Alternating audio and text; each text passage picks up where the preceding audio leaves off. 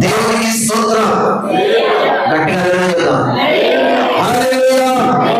క్రీస్తునందు ప్రియమైన దేవుని బిడ్డలారా, మన ప్రభువును రక్షకుడైన యేసుక్రీస్తు వారి పరిశుద్ధమైన నామమున మీకు అందరికీ వందనాలు. మొదట అందరికీ ప్రైజ్ ది లార్డ్. కొంచెం తగ్గినట్టు తగినంత పెట్టేసే చాలు, తగ్గించు లైట్గా ఊరికే జస్ట్. Okay, right. జాగ్రత్త. దేవుని వాక్యంలోనికి వెళ్తూ ఉన్నాం. దేవుని వాక్యాన్ని జాగ్రత్తగా వినాలని ప్రభు పేరట మీకు మనవి చేస్తున్నాను. మనం చదువుకునేటువంటి లేఖన భాగంలో అపోస్తలుడైనటువంటి యోహాను, యేసు ప్రభు శిష్యులలో యోహానుకు చాలా ప్రత్యేకత ఉంది. యేసు ప్రభు యొక్క రొమ్ముల మీద ఆడుకున్నవాడు అని, యేసయ్య గుండె చప్పుడు విన్నవాడు అని, యేసు ప్రభు వారు ప్రేమించిన శిష్యుడు అని, శిలువలో యేసు ప్రభు వారు మరణించేంత వరకు చివరి వరకు ప్రభుతో ఉన్నవాడని యోహాను భక్తునికి మంచి సాక్ష్యం ఉంది. బాగా విన్నాం జాగ్రత్తగా. ఈ యోహాను పత్రిక యొక్క ప్రాముఖ్యమైన ఉద్దేశం ఏమిటి అంటే, యోహాను భక్తుడు ఎఫెసీ సంఘములో సేవకుడిగా పనిచేశాడు. ఏ సంఘములో? ఎఫెసీ సంఘములో సేవకుడిగా పనిచేశాడు. అందుకే ఈ పత్రిక, ఎఫెసీ పత్రిక పక్కన పెట్టి చదివితే అక్కడెక్కడ చాలా విషయాలు ఒకటే ఉంటాయి. ఎందుకంటే నడిపించిన వాడు ఒకటే కాబట్టి. దేవునికి స్తోత్రం. గట్టిగా చెప్పండి. రెండవది ఏంటంటే ప్రాముఖ్యంగా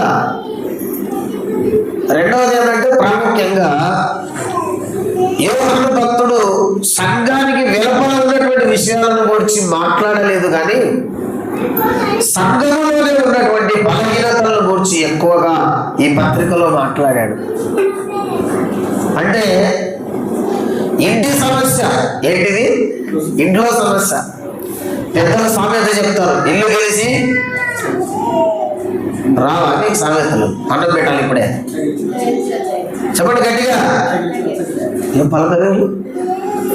ఇల్లు గెలిచి ఎవరికన్నా చెప్పేటప్పుడు చెప్పుదురా. న్యాయాధిపతి చెప్పినట్టు చెప్తాంటే చర్చిలో చెప్పనీకి ఏమైంది, వాక్యం చెప్పనీకి ఏమైంది, వేరే వాళ్ళకు పంచాయతీలు చెప్పేటప్పుడు అట్టుండక్క, ఎట్టుండాలక్క, అటు చేయాలక్క, ఇటు చేయాలక్క అని చెప్తావు. వాక్యం దగ్గరికి వచ్చినప్పుడు అదే చెప్పలేకుండా కదా. లోకంలో మంచి సామెత, ఇల్లు గెలిచి రక్ష గెలసాలి. ఒకవేళ రక్ష గెలుద్దామని పోతే అవమానం జరుగుతుంది. నీ భార్య నీ మాట లేదు, నువ్వేం చెప్తావు? నీ పిల్లలు నీ మాట లేదు, మాకేం చెప్తావు? ముందు నీ ఇంటి పరిస్థితులు సరిపెట్టుకో అంటారు. అది లోకోక్తి. ఏంటది? లోకోక్తి. వినాలి. లోకోక్తి ఏంటంటే ఇల్లు గెలిచి రక్ష గెలవాలి. ఆధ్యాత్మికతలో రివర్స్ ఉంటుంది ఇది. ఆధ్యాత్మికతలో రివర్స్ ఉంటుంది ఇది. ఇల్లు గెలిచి రక్ష గెలిచలేము. ముందు రక్ష గెలిచిన తర్వాత ఇల్లు గెలుస్తాం. ఇది డివోషనల్, ఇది దేవోక్తి. చాలా మందికి తెలియదు, ఊరికే ఎగతాళి చేస్తుంటారు. ముందు నీ భర్తను మార్చుకోవచ్చు కదా, ముందు నీ పిల్లల్ని మార్చుకోవచ్చు కదా అంటే గుడ్ల తీసి పిల్లల మీద వేస్తే పాంప్లెట్లు కానీకే. డివోషనల్ చాలా వెరైటీ. యేసు ప్రభునే అన్నారు, యేసు ప్రభునే అన్నారు, మీకు సంబంధించిన వాళ్ళు ఉన్నారు ఏమి ముందు మీ తమ్ముళ్ళకి మారుమనసు లేదు. యేసు ప్రభుడు సొంత తమ్ముళ్ళు అన్నారు, నీకు వెర్రి పట్టింది, నీకు పిచ్చి పట్టింది అని. ఆధ్యాత్మికంగా ఎప్పటికీ కూడా లోక సంబంధమైన సూత్రము ఆధ్యాత్మికంగా పని చేయదు. ఆత్మ సంబంధమైన విషయాలతోనే సరిచూసుకోవాలి, లోకోక్తితో కాదు. చాలా మంది మనోళ్ళు కూడా ముందు ఇల్లు గెలిచాలంటే ఇల్లు గెలిచోళ్ళే. ఎన్ని సంవత్సరాల్లో గెలిచలేవు నువ్వు ఇల్లు. నేను చెప్తున్నా కదా సేవకుడిగా, ఎన్నేళ్ళు ఉన్నా ఇల్లు గెలిచలేవు. ఎందుకంటే ఎంత పెద్ద రాజైనా అమ్మకి ఏమండి ఇట్టున్నారు మీరు టిఫిన్ తినలేదు ఉగ్గర పచ్చడి తెప్పిద్దురు కాదు అలాకంటే కొంచెం ఈరోజు నాకు చాలా ఆనందంగా ఉంది. శంకరన్న బాప్తిసం ఇచ్చాం పొద్దున్నే, ఒక ఆత్మ ప్రభు సన్నిధికి వచ్చింది. దేవునికి స్తోత్రం హల్లెలూయా. చెప్పండి, ఎంత పెద్ద రాజైనా కదా, ఏంటి దేశానికి రాజైనా అమ్మకు కొడుకే ఇంట్లో. దేశం మీద వెళ్ళి తీర్పులు తీర్చి రాజు ఒక శాసనం ఇచ్చినాడంటే దేశంలో ఉన్న ప్రజలందరూ నోరు మూసుకొని కట్టుబడాలి. కానీ అమ్మ మాత్రం ఏమంటది ఇంటికి వచ్చే, నేను చెప్పినది రాంటది. దేశానికి శాస్త్రాలు చెప్పే వాడికి ఇంట్లో మాత్రం ఆ విలువ ఉండదు. అందుకే అన్నాడు కాబట్టి స్వదేశంలో ప్రవక్త ఎప్పటికీ ఘనత పొందడు. గుర్తుపెట్టుకో, ఇది ఆత్మ సంబంధమైన సూత్రం. ఎవరైనా మీ ముందరకు వచ్చామో మళ్ళీ ప్రార్థన చేసిన వాళ్ళమ్మా, ముందు నీ బట్టలు మార్చుకోపో అంటే ఏమి ఆమె ముఖం మాడకంటే ఒకటి కొట్టు, మళ్ళా సార్ ఆ మాట అనదు. లోకానికి ఆత్మీయతకు అసలు పొత్తే లేదు. బైబిల్ అంటుంది, విశ్వాసికి అవిశ్వాసికి పొత్తెక్కడా, వెలుగుకు చీకటితో ఏమి సంబంధము, విగ్రహాలతో దేవునికి ఏమి పోలిక. ఎవడైనాను ఎద్దును గాడిదలు పెట్టి తుడునా, ఎద్దును గాడిదలు పెట్టి తుడునా, బలియాలకు క్రీస్తుకు ఏమిటి సంబంధం? అందుకే దేవుని పిల్లలు ఆత్మ సంబంధమైన సూత్రాలు తెలిసి ఉండాల. ఏమి ఇంటికాడ కూర్చొని వేరే దాంట్లకు సూత్రాలు అనుకోవడం కాదు. కొంపలు కూర్చొని సూత్రాలు అనుకుంటారు కొంతమంది.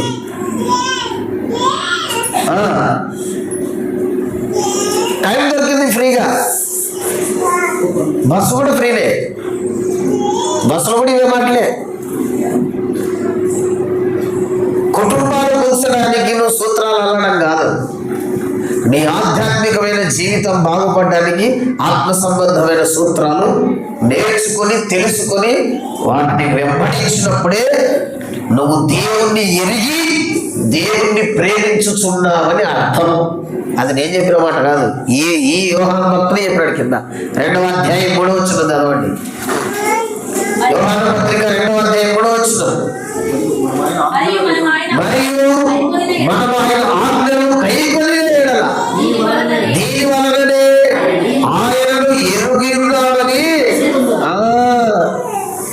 ఏం చెప్తున్నాడు అక్కడ? నేను దేవుణ్ణి ఎరిగి ఉన్నానని చెప్పుకుని వాడాలా? మీకు ఈ లక్షణం ఉందా? ఏంటా లక్షణం? దేవుని ఆజ్ఞలను గైకొనుట, దేవుని సూత్రాలను వెంబడించుట. మనం ఎప్పుడైతే అనుసరిస్తామో అప్పుడు మనం ఏమైనట్టు లెక్క అంట, దేవుణ్ణి ఎరిగిన వారు అని అర్థం. దేవునికి స్తోత్రం కలుగును గాక. ఇక్కడ 2వ అధ్యాయము 3వ వచనం కదా, 5వ అధ్యాయం 3వ వచనం చదవండి. మనం ఆయన ఆజ్ఞలను గైకొనుటయే దేవుణ్ణి ప్రేమించుట. దేవునికి స్తోత్రం. దేవుణ్ణి ప్రేమిస్తున్నామని చెప్పుకొని వాడాలా? అక్కడ నేను దేవుణ్ణి ఎరిగి ఉన్నామని చెప్పుకొని వాడాలా అన్నాడు. ఇక్కడేమంటున్నాడు? దేవుణ్ణి ప్రేమిస్తున్నామని చెప్పుకొని వాడాలా? మనకు ఉండాల్సిన లక్షణం ఏంటంట? ఆజ్ఞలను గైకొనుట. దేవునికి స్తోత్రం కలుగుగా. ఆజ్ఞలను గైకొని ఆజ్ఞల ప్రకారంగా నడుచుకున్నప్పుడు, ఇప్పుడు ఈ 2 వాక్యాలు కలిపి చెప్పండి. ఈ 2 వాక్యాలు కలిపి చెప్పండి. ఇప్పుడు 2:3లో ఉండేది 5:3లో ఉండేది 2 కలిపి చెప్పాలి. ఇప్పుడు మీకు చెప్పేంత వరకు వాక్యం చెప్పను, మీరు చెప్పేంత వరకు భోజనం కూడా పెట్టండి మీకు. Right, I'm strict head master. ఆజ్ఞలను గైకొనుటయే ఆయనను ఎరుగుట మరియు ఆయనను ప్రేమించుట. సంయుక్తపరచ ఎట్లా ఆలోచన చేయాలి. అందుకే దావీదు భక్తుడు దేవుని ఆలోచనల చేత నడిపించబడ్డాడు. నేను నా మంచం మీద పండుకొని రాత్రికాల వేళ నీ వాక్యమును ధ్యానించుచుండగా, అనగా ఆలోచించుచుండగా నాకు కొవ్విన మెదడు దొరికిన టైం. It's wonderful things. దేవునికి భయం కలుగును గాక. దేవుణ్ణి ఎరిగి ఉన్నామని చెప్పుకునే వాళ్ళు, దేవుణ్ణి ప్రేమిస్తున్నామని చెప్పుకునే వాళ్ళు ఆయన ఆజ్ఞలను గైకొని ఆజ్ఞల ప్రకారముగా నడిచేవారు కావాలి. దేవునికి మహిమ కలుగును గాక. ఇది లేకుండా నేను దేవుణ్ణి ప్రేమిస్తున్నా, దేవుడు అంటే నాకు తెలుసు అంటే నీవు నోటి మాటతో దేవుణ్ణి ఎరిగి ఉన్నానని చెప్పుదువు కానీ క్రియలతో నువ్వు దేవుణ్ణి ఎరిగిన వాడవు, ఎరిగిన దానవు కాదు. ఆ మాట ఉందా బైబిల్లో?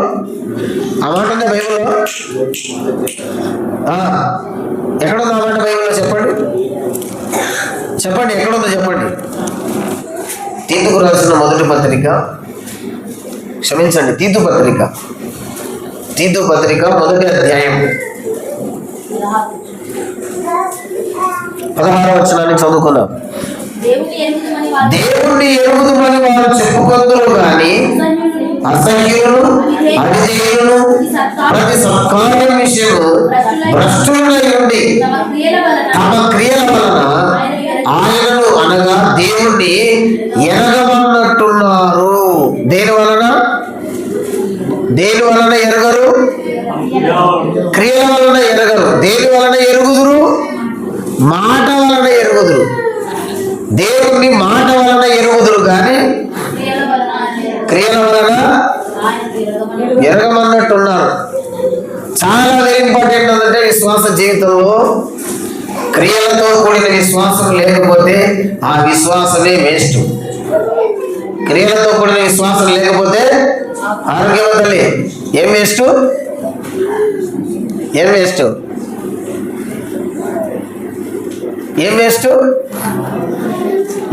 శ్రీలాగా ఏం వేస్ట్? మన ఆదివారం వచ్చి వేస్ట్. క్రియలతో కూడిన విశ్వాస జీవితం లేకపోతే మన విశ్వాసం మృతము. ఊపిరి లేని శరీరం ఎలాగ మృతమో విశ్వాసము లేని క్రియలు లేని విశ్వాసము అంతే మృతం. జాగ్రత్త గుర్తుపెట్టుకోండి.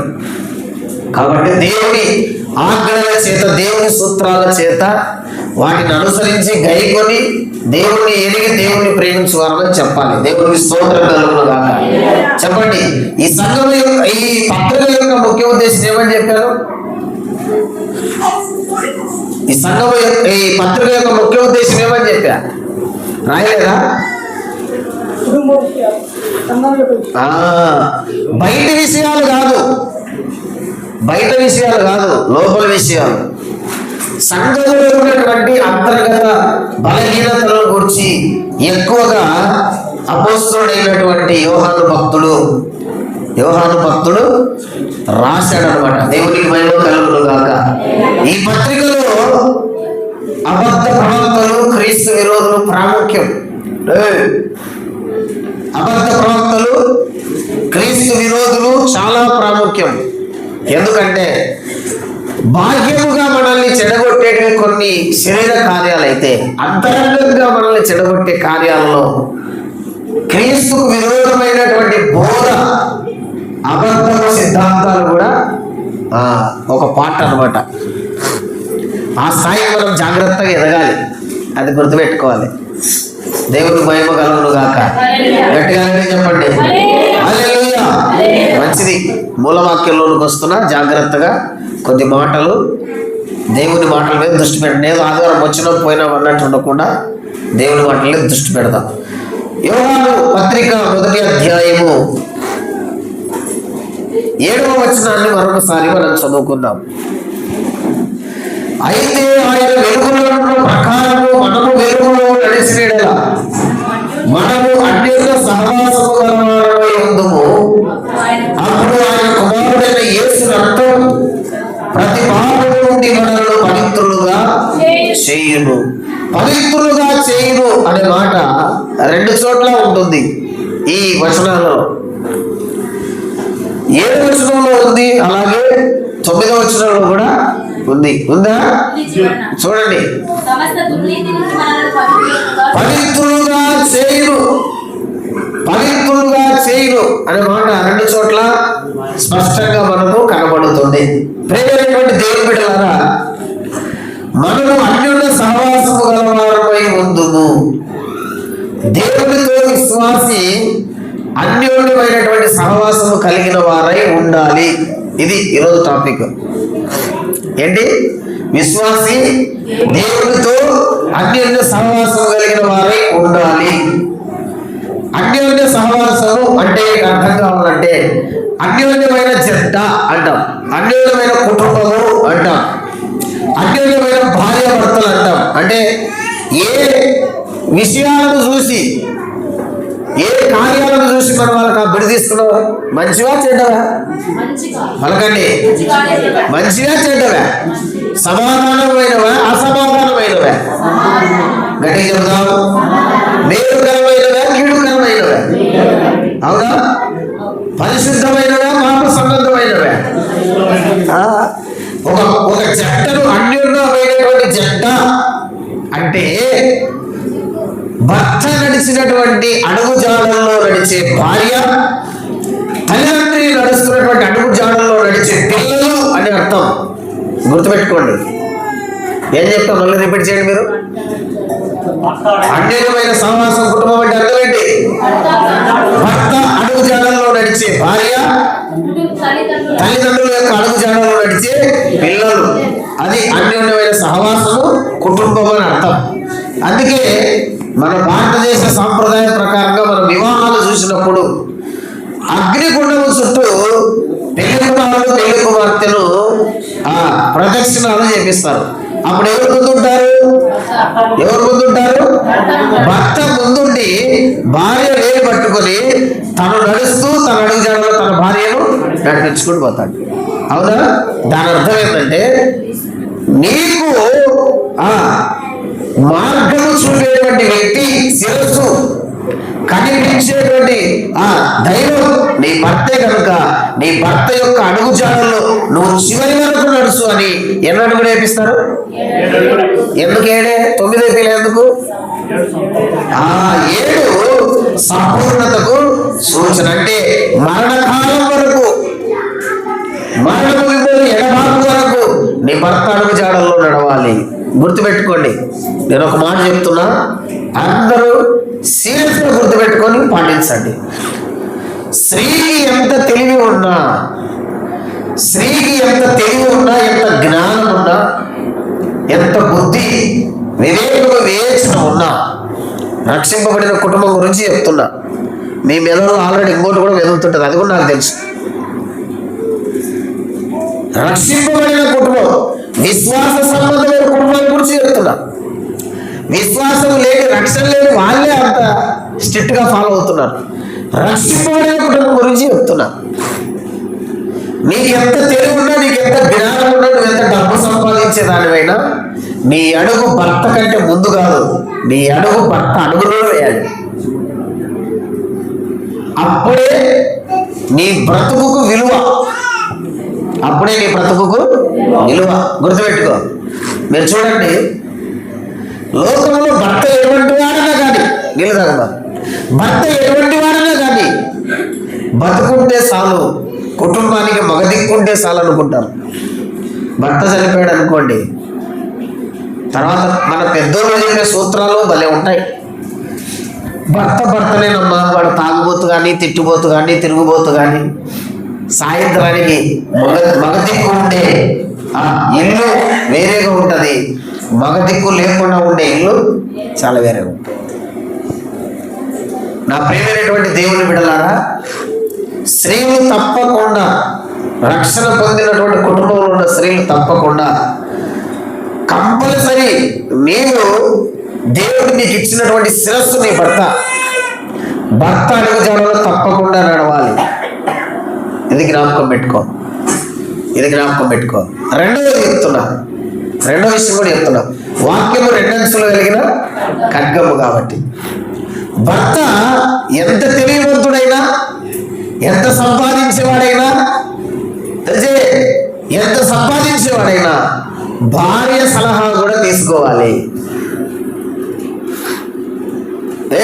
సంపాదించేది నేను, కష్టపడేది నేను, పోషించేది నేను, నీ మాట నేనెందుకంట అని అనరాదు, అని అనకూడదు కూడా. 128వ కీర్తనలో కుటుంబం గురించి చెప్తున్నా, చెల్లాచెదరైన కుటుంబాల గురించి కాదు, దేవుని స్ట్రక్చర్లో ఉన్న కుటుంబం గురించి చెప్తున్నా నేను విషయం. అది ఏ కుటుంబము అంటే పైన ఉన్నటువంటి మన ప్రాణ ప్రియుడు, కింద ఉన్నటువంటి క్రీస్తు సంఘము. వాళ్ళ సరళత ఎలా ఉండాలో అట్లా దేవుడు మాట్లాడిస్తున్నాడు అన్నమాట. దేవుడికి మహిమ కలుగును గాక. గట్టిగా చెప్పండి హల్లెలూయా.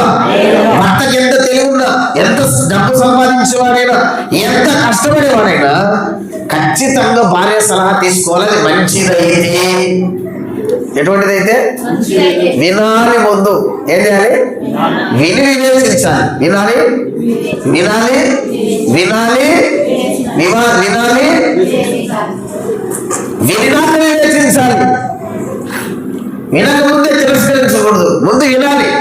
చెప్పింది అది ఎంతవరకు సమంజసం, ఎంతవరకు న్యాయం, దాని ద్వారా క్షేమమా కాదా అనే విషయం వివేచన చేసుకొని తప్పకుండా అది ఆశీర్వాదకరమైతే, సమాధానకరమైతే, తులసికి నీళ్ళు వేస్తే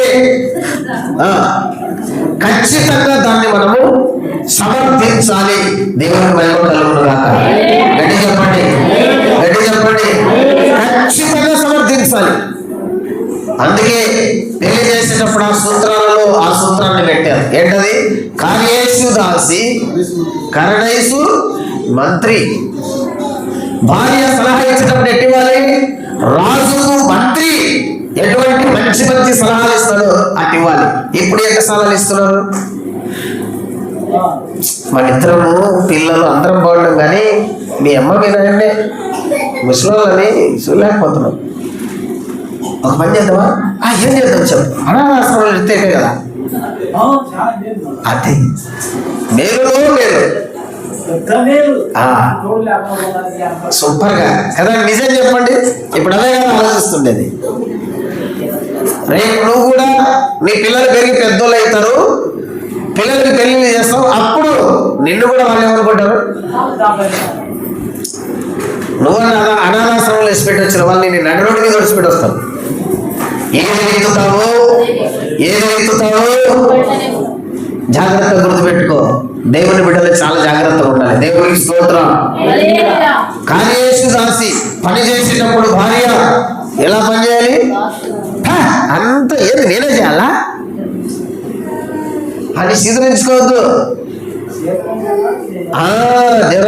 తెలివి దండము జరగడానికి చేతనైన కాడికి నీ చేతికి వచ్చిన పని ఏదైనా అంటే చేతనైన కాడికని పల్లెటూరు భాషలో చేతనైన కాడికని కదిరించుకోవద్దు, విసిరించుకోవద్దు. ఇది నీళ్ళు ఏది నీకు చేయాలా, వాళ్ళకి చేయాలా, వీళ్ళకి చేయాలా?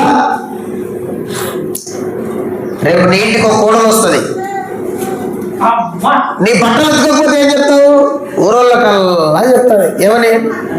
ఆమె పని చేసుకుంటున్నామా, ఎవరు పని చేయాలని రోజు చెప్పలేదు. పీడి నువ్వు చేస్తున్నావు.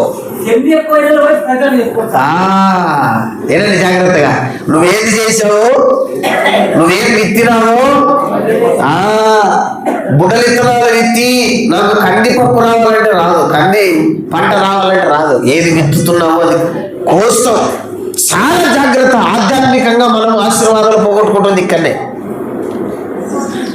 కనికరాన్ని విత్తితే కనికరింపబడతావు, ప్రేమను విత్తితే ప్రేమించబడతావు, దయను విత్తితే నీ మీద దయా దాక్షిణ్యాలు, కరుణ కటాక్షాలు కలుగుతాయి. కోపాన్ని విత్తితే కోపమనే ఉగ్రతను పట్టనే పోస్తూ బికేర్ఫుల్. జాగ్రత్త.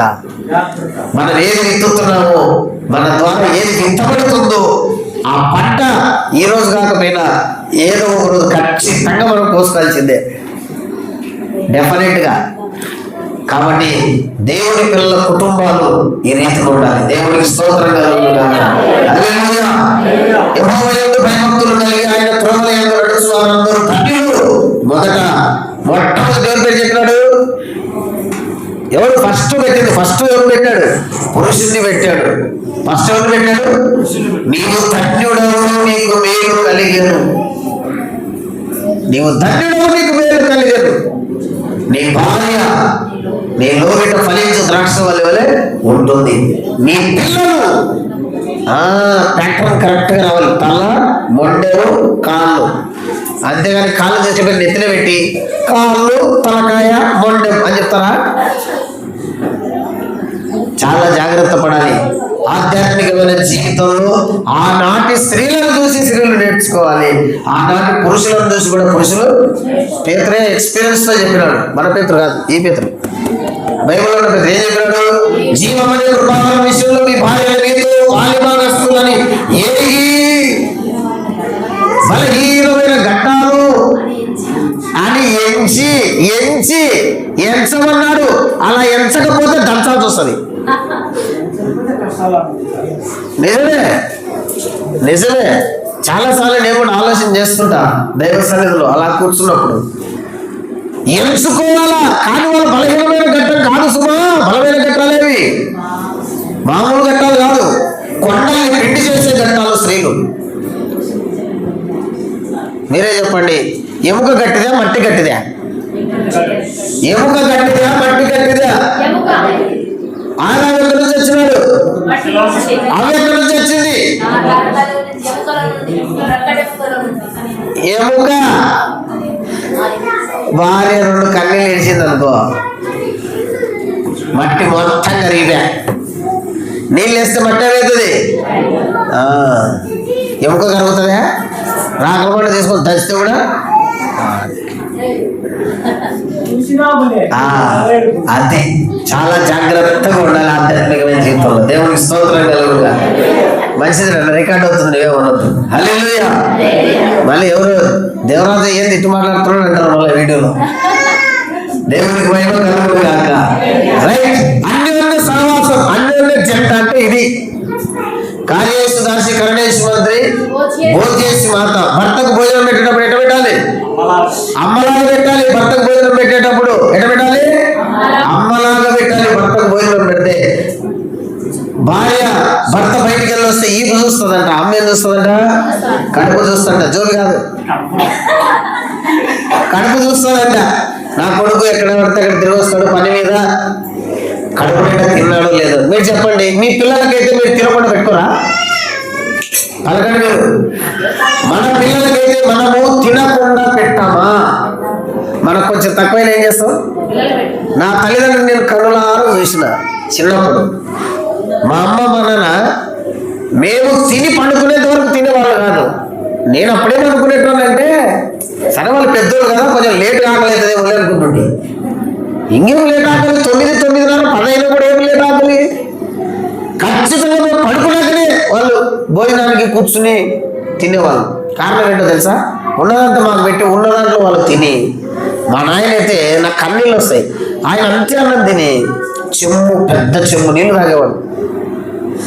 2 ముద్దలు తిని పెద్ద చెమ్ము నీళ్ళు తాగేవాడు. ఏమన్నా కొంచెం తిన్నావు తిన్నానంటే, నువ్వు తినలేనా? మా నాయనకు నేనంటే చాలా ప్రేమ. నువ్వు తినలేనా అని నాకు పెట్టేవాడు.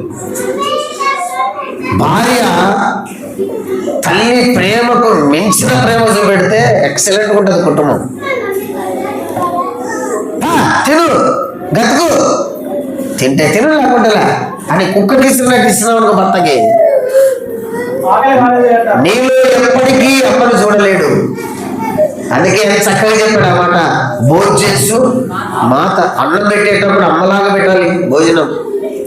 ఎంత అద్భుతమైనటువంటి విషయాలను మన పెద్దలు కూడా, మన పూర్వీకులు కూడా చెప్పుకుంటూ వచ్చారు. ఇది అన్యోన్యమైనటువంటి జంట. దేవునికి స్తోత్రం కలుగును గాక. ఇప్పుడు ఆధారాలకు వద్దు, మనం అందరం కూడా 7వ వచనం మళ్ళీ చదువుకున్నాం. సామెలు 1వ యోహాను పత్రిక 1వ అధ్యాయం 7వ వచనం.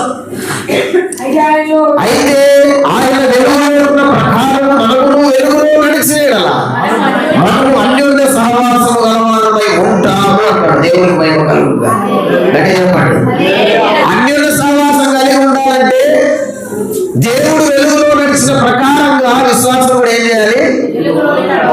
భర్త వెలుగులో నడిచిన ప్రకారముగా భార్య కూడా ఆయన అడుగుల్లో అడుగులేస్తూ నడవాలి. ఇదే సింపుల్. ఈరోజు ఇది ప్రసంగం. దేవునికి మహిమ కలుగును గాక. అయితే వెలుగు అంటే ఏమిటి? వెలుగులో నడవడం అంటే ఏంటి? చాలా ప్రాముఖ్యమైన విషయాల కొరకు వస్తున్నాయి. సైలెంట్ ఉండాలి మీరు.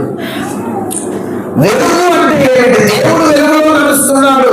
ఆయన వెలుగులో నడుస్తున్న ప్రకారముగా ఆయన రక్తము చేత కొనబడి కట్టబడుతున్న సంఘం, ఆయన వధువుగా సిద్ధపడుతున్న సంఘం వెలుగులో నడవాలి అని దేవుడు కోరుకుంటున్నాడు.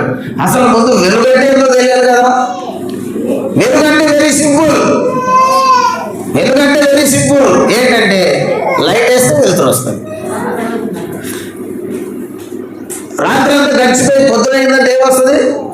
వెలుగు వస్తుంది. అందుకే మీకు తెలుసా, వెలుగు అంటే దేవుడు అని అర్థం. వెలుగు అంటే, అందుకే హైందవులు పొద్దున్నే లేచి సూర్యవందనం చేస్తుంటారు. ఏం చేస్తుంటారు? సూర్యవందనం చేస్తారు. ఏమంటారు దాన్ని? సూర్యవందనం. పొద్దున్నే లేచి ఆ సూర్యునికి ఎదురుగా నిలబడి చేతులెత్తి మొక్కి ఏదో వాళ్ళకు వచ్చిన ప్రార్థన చేసుకుంటుంటారు. సంధ్యావందనం అంటారు దాన్ని. సంస్కృతంలో ఏమంటారు? ఉదయం చూస్తున్నటువంటి ఆ వెలుతురును సూర్యుడు చేసి నమస్కారం చేస్తారు. ఎందుకు అంటే వేదాలలో సూర్యుడు దేవుడు కాబట్టి, సూర్యుడు దేవుడు కాబట్టి దేవునికి మనము మొక్కాలి అనేది వాళ్ళు నేర్పిస్తారు. జాగ్రత్తగా గుర్తుపెట్టుకోండి. సూర్యుడే దేవుడైతే సూర్యుడిని చేసినడు మరి పెద్ద దేవుడా? అదే చీకు చెప్పిందడు. పెద్ద దేవుడు ఒకటి, దేవాది దేవుడు ఒకటి, ఇంకేమన్నా చెప్తారా? సృష్టి ఎప్పటికీ కూడా దైవం కాలేదు. సృష్టి ఎప్పుడు కూడా దైవం కాలేదు. సృష్టి సృష్టించిన వాడు సృష్టికర్త. Is creator. దేవునికి స్తోత్రం కలుగును గాక. అందుకే ప్రేమైనటువంటి దేవుని బిడ్డలారా, ఏ చీకటి కూడా అడ్డుకోలేనంత వెలుగు సూర్యుడిస్తాడు మనకి. సూర్యుడు వెలుగుకి నువ్వు ఎంత చీకటిలో పెట్టు, ఏమవుతుంది? వెలుగుగానే మారుతుంది తప్ప చీకటిగా మారే ప్రసక్తి లేదు.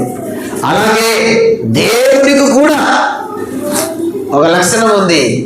దేవుడిలో చీకటి ఎంత మాత్రం ఉండలేదు, ఉండలేరదు. అందుకే దేవుడు అంటేనే వెలుగు. దేవుడికి స్తోత్రం కలుగును గాక. ఆ మాట అక్కడే చూద్దాం. 5వ వచనాన్ని చదువుకుందాం. 1 యోహాను పత్రిక. అక్కడే ఉండండి, కొన్ని విషయాలు చెప్తా. రైట్. మేము ఆయన వల్ల మీరు మీకు ప్రకటించు వర్తమానం ఏమనగా దేవుడు వెలుగై ఉన్నాడు. దేవుడు ఏమైనాడు? God is light. దేవుడు వెలుగై ఉన్నాడు అని ఎవరు చెప్తున్నారు? యోహాను భక్తుడు మిగిలిన 11 మందిని కలుపుకొని చెప్తున్నాడు. మేము అన్నాడా? పలకండి. మేము అన్నాడా? నేను అన్నాడా? ఒక్కడుంటే ఏమనాలా? నేను అనాలా? కానీ ఏమంటున్నాడు అంటే అందరి గురించి అందరినీ కలుపుకుంటున్నాడు ఆ విషయంలో. ఎందుకంటే అందరూ విన్నారు. యేసయ్య వచ్చిన ప్రతి వాక్కు యేసయ్య శిష్యులు అందరూ విన్నారు. అందుకే మేము అందరూ విని ఆయన వల్ల విని మీకు ప్రకటిస్తున్నాం. ఇక్కడ మంచి టాపిక్ ఒకటి ఉంది. ఇక్కడ మేము ఆయన ద్వారా వినినదే మీకు చెప్తున్నాం. అవునా? ఆయన వల్ల వినినదే మీకు చెప్తున్నాం. ఇక్కడ యోహాను అంటున్నాడు, అపోస్తలుడైన పౌలు అంటాడు, నేను మీకు ఇది చేయనది మొదట నేను దీన్ని దేవుడి వలన పొంది తిని. బాగా గుర్తుపెట్టుకోండి. ఇక్కడేమో మేము విన్నదే పలకండి, మేము విన్నదే మేము ప్రకటిస్తున్నాం. నాకు ఆయన అప్పగించిందే నేను మీకు అప్పగిస్తున్నాను. జాగ్రత్తగా వినండి. సేవకునికి ఉండాల్సిన ఒక గుణం ఏంటంటే దేవుని దగ్గర వినకుండా సంఘాన్ని వినమని చెప్పకూడదు. What a point. దేవుని దగ్గర ముందు సేవకుడు వినాలి. తను విన్నదే సంఘానికి వినమని చెప్పాలి. పేతురు కూడా అదే అంటాడు, ఆ పరిశుద్ధ పర్వతం మీద ఆ దివ్య మహాలోకంలో వచ్చిన శబ్దములు మేము వింటిని కన్నులారా చూచింది. బాగుండాలి. Be careful. ఇప్పుడు ప్రసంగాలు ఎలా ఉన్నాయి? వింటున్నారు, దేవుని వద్ద కాదు, యూట్యూబ్లో. పెద్ద సేవకుల ప్రసంగాలు వినడం, అదే తీసుకుని ప్రసంగం చేయడం. మొన్న ఒక ఆయన చెప్తున్నాను, నాకు ఏసన్నా నువ్వు చెప్పిన ప్రసంగమే నేను మళ్ళీ చెప్పిన పోయి వేరే దగ్గర అని ఏమన్నారు అన్న. అబ్బాబా భలే ఉంది అన్నారన్న. కానీ దాని ద్వారా నీకేం ప్రయోజనం రాదు.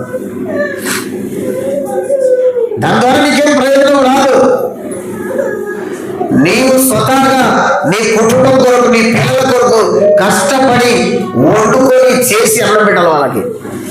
అడుక్కొని వచ్చి కాదు, అడుక్కొని వచ్చి కాదు, బైబిల్ పద్ధతి. దేవుడికి స్తోత్రం కలుగును గాక.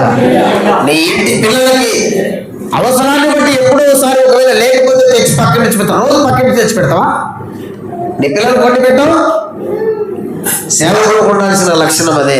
స్వతహాగా దేవుని యొద్ద నుండి విని దేవుని యొద్ద నుండి సంపాదించుకున్నటువంటి ఆహారాన్ని తెచ్చి పిల్లలకు పెడితే క్షేమం. వండి పెట్టేది చాలా ఆరోగ్యంగా ఉంటుంది. తెచ్చిపెట్టేది వాళ్ళు పాస్పెన్ని తీస్తారో సర్ది తీస్తారో నీకు తెలియదు. అందుకే ప్రసంగము వేరే వాళ్ళ చూసి కాదు. అట్లాగానే అయితే ప్రతి ఆదివారం మనం పొద్దున్నే ఫస్ట్ మెసేజ్ అయ్యారు దీన్ని ఇటు చెప్పొచ్చు, చెప్పలేమా? అచ్చు గుద్దినట్టు చెప్పొచ్చు. కానీ అది వినటానికి బాగుంటుంది, కానీ దానివల్ల క్రియలు జరగవు, ఫలాలు రావు. అది కాదు కావాల్సింది మనకి. సంఘాన్ని దేవుడు నీకు నాకు అప్పగించాడు, కుటుంబాన్ని నీకు నాకు అప్పగించాడంటే తప్పకుండా మనము దేవుని యొద్ద నుండి పొందుకున్నదే సంఘానికి పెట్టాలి. దేవునికి స్తోత్రం కలుగును గాక. చెప్పండి హల్లెలూయా. అటువంటి సంఘాలు, అటువంటి పరిచర్య, అటువంటి సేవ ఖచ్చితంగా వెనకబడిన ఏదో ఒక రోజు తప్పకుండా ముందు నిలబడుతుంది, డెఫినెట్ గా నిలబడుతుంది. దేవుడు నీకు ఇచ్చిన ఒక ముక్కగాని చెప్పేసి 5 నిమిషాల ప్రసంగాన్ని చెప్పి దాని ద్వారా క్షేమం చూసుకో. టైంని చూడొద్దు. అమ్మ అర్ధగంట చెప్పినా కాదు, అలా ఎంత ఫలించింది అనేది ప్రాముఖ్యమైన విషయం. ఎంత విన్నామని కాదు, అసలు విన్నది మనకెంత ఎక్కింది, మనం ఎంత ఆచరించాలన్నది చాలా ప్రధానమైన విషయం. దేవునికి మహిమ కలుగును గాక. ఏమంటున్నాడు? దేవుడు వెలుగు. అన్యుల సహవాసము దేవునికి మనకు కలిగి ఉండాలి. ఆనోకు నడిచినట్టుగా, ఏలియా నడిచినట్టుగా, ఇక అబ్రహాము నడిచినట్టుగా, నోవాహు నడిచినట్టుగా, దావీదు దేవుడితో నడిచినట్టుగా, అపొస్తలుడైన పౌలు దేవుడితో నడిచినట్టుగా నువ్వు నేను అన్యుల సహవాసము గలవారమై దేవుడితో కలిసి జీవించాలంటే ఆయన వెలుగులో ఉన్నాడు, మనం చీకట్లో ఉంటే కుదరదు. నువ్వు నేను కలిసి నడవాలంటే ఏమి, నేను ఇండియాలో నువ్వు పాకిస్తాన్లో ఉంటే అర్థమవుతుందా? సాధ్యమవుతుందా? నువ్వు నేను నడవాలంటే పక్క పక్కనే ఉండాలి. చెప్పండి గట్టిగా, ఎక్కడ ఉండాలి? పక్క పక్కనే ఉండాలి. నా పక్క నీవు ఉండాలి, నీ పక్క నేను ఉండాలి. ఎవరు క్రీస్తు పక్షమై నిలబడతాడు వాని పక్షంలో దేవుడు నిలబడతాడు. దేవుడికి స్తోత్రం కలుగును గాక. హల్లెలూయా. గట్టిగా చెప్పండి. నువ్వు క్రీస్తు పక్షంలో నిలబడితే దేవుడి పక్షంలో నిలబడతాడు, డెఫినెట్గా నిలబడతాడు. నువ్వేమో క్రీస్తు పక్షంలో లేకుండా ఈ లోక సంబంధంగా, లోక ఆశల్లో, లోకానుసారమైనటువంటి వాటిలో నువ్వు ఉంటే ప్రభు నీ పక్కన నిలబెడతాడని, నువ్వు ప్రభు పక్కన నిలబడతాడని ఎలాగనుకుంటున్నావు?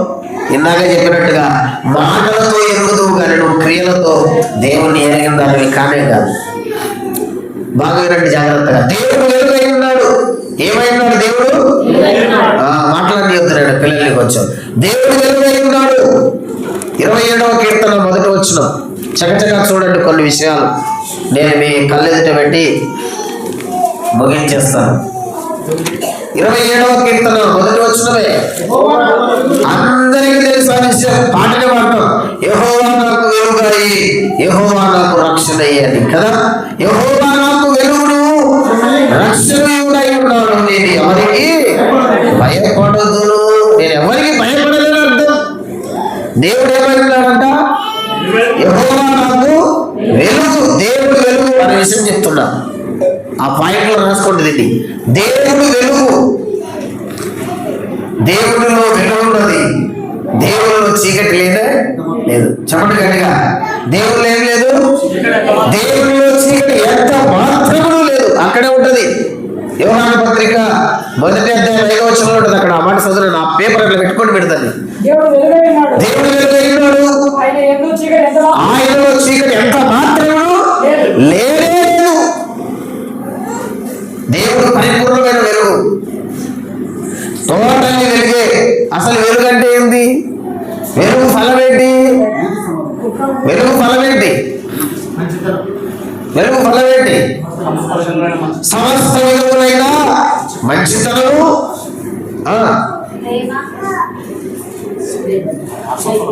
ఆత్మఫలం కాదు ప్రేమ. ఏ ఫలం చెప్తాను నేను? వెలుగు ఫలం. అది కూడా ఉంది ప్రేమ. చూసినావా ఎప్పుడన్నా వెలుగు ఫలం అని చూసినావా? రైట్, చదవండి. అమ్మ చదువున్నాను. ఎఫెసీ పత్రిక 5వ అధ్యాయము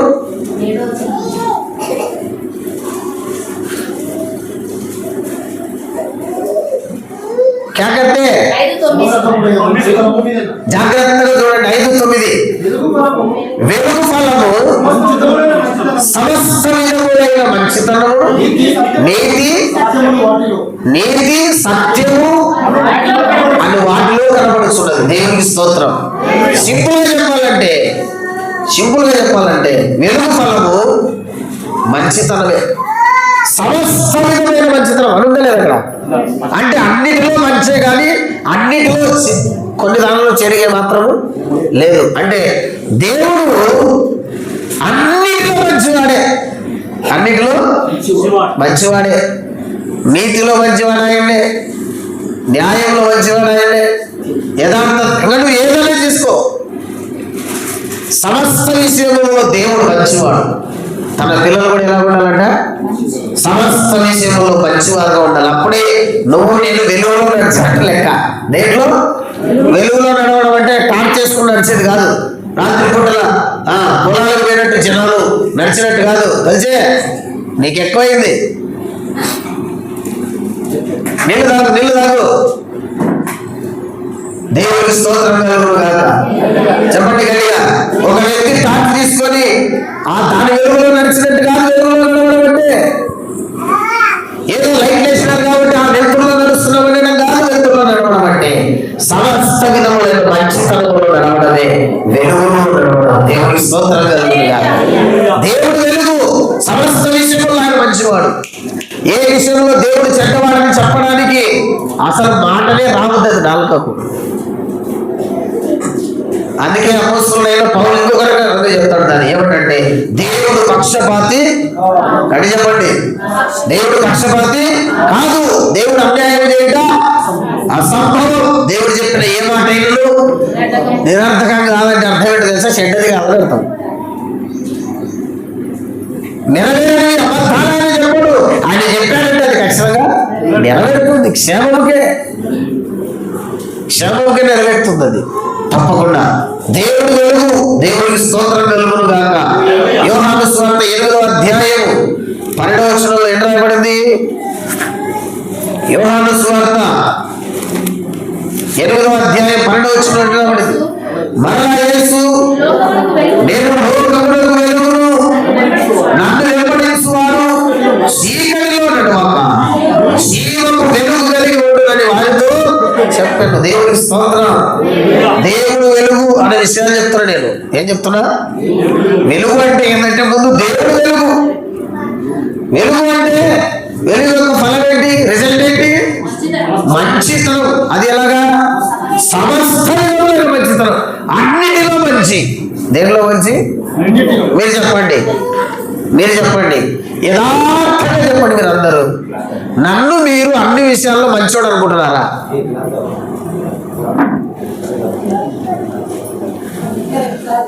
అని చెప్తే ఏం చెప్పదమన్నా? మీరు నన్ను అన్ని విషయాలలో మంచివాడు అనుకుంటున్నారా?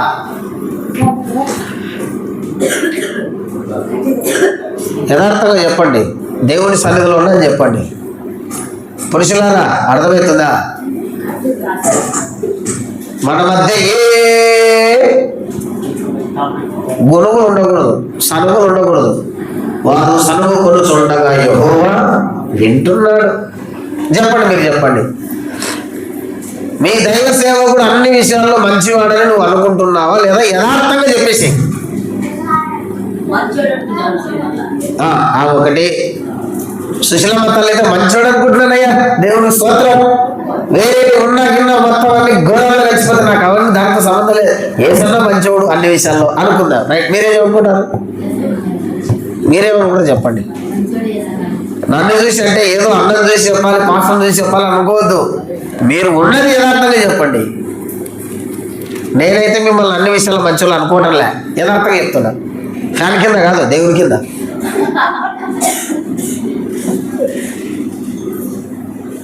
సమస్త విధములైన మంచితనం కదా. మరి ఆధ్యాత్మికంగా అన్ని విషయాల్లో మనం అలాగ ఉన్నామా? దైవ సేవకుని మాటల్లో నువ్వు ఖచ్చితంగా దేవుని వాక్యాన్ని ఏదైతే బోధిస్తున్న వాక్య ప్రకారం బ్రతుకుతున్నావా, ఆచరిస్తున్నావా? నిన్న ఫస్ట్ శుక్రవారం రండి అంటే ఎంతమంది వచ్చినారు? ఇప్పుడు చెప్పండి. అందుకే సుశీలమ్మ తల్లి అంటుంది, అసలు మంచుడే రాకపోయినా స్తోత్రం చెప్తాడు. ఏమన్నా అవును, రైట్. ఇప్పుడు చెప్పండి, ఇప్పుడు చెప్పండి. మనిషి ఎప్పటికీ సమస్త విషయంలో మంచోడు. బైబిల్ అంటుంది దేవుడు ఒక్కడే మంచివాడు, దేవుడు ఒక్కడే నమ్మదగిన వాడు, దేవుడు ఒక్కడే నీతివంతుడు. మనలో అందరిలో యాడో ఒక చోట ఇంత విషయం ఉంది అంతే ఉంది. నాకైతే ఉందమ్మా, మీకు ఉందో లేదో నాకు తెలియదు. నాకైతే ఉంది. అప్పుడప్పుడు పాస్టర్ అంటూ గట్టిగా అరసాకు గుండెలో వచ్చింది నాకు.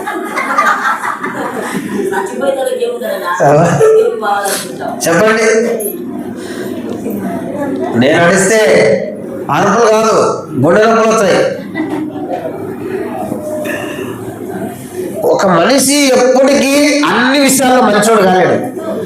దేవుడు ఒక్కడే నమ్మదగిన వాడు, దేవుడు ఒక్కడే అన్ని విషయాల్లో మంచోడు. నేను అన్ని విషయాల్లో మంచిదాన్ని, నేను అన్ని విషయాల్లో మంచోడిని అనుకుంటున్నావు అంటే నిన్ను నువ్వే చిన్నగా మోసపుచ్చుకుంటున్నావు. అపవాది నీలోనికి ఆ ఇంజక్షన్ ఎక్కిస్తున్నాడు, గుర్తుపెట్టుకో. నీతివంతుడు ఒక్కడే,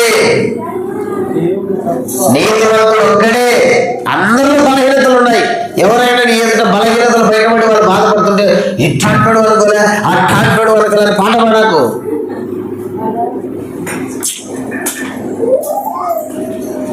ప్రతి ఒక్కరి జీవితంలో ఏదో ఒక బలహీనత కంపల్సరీగా ఉంటుంది.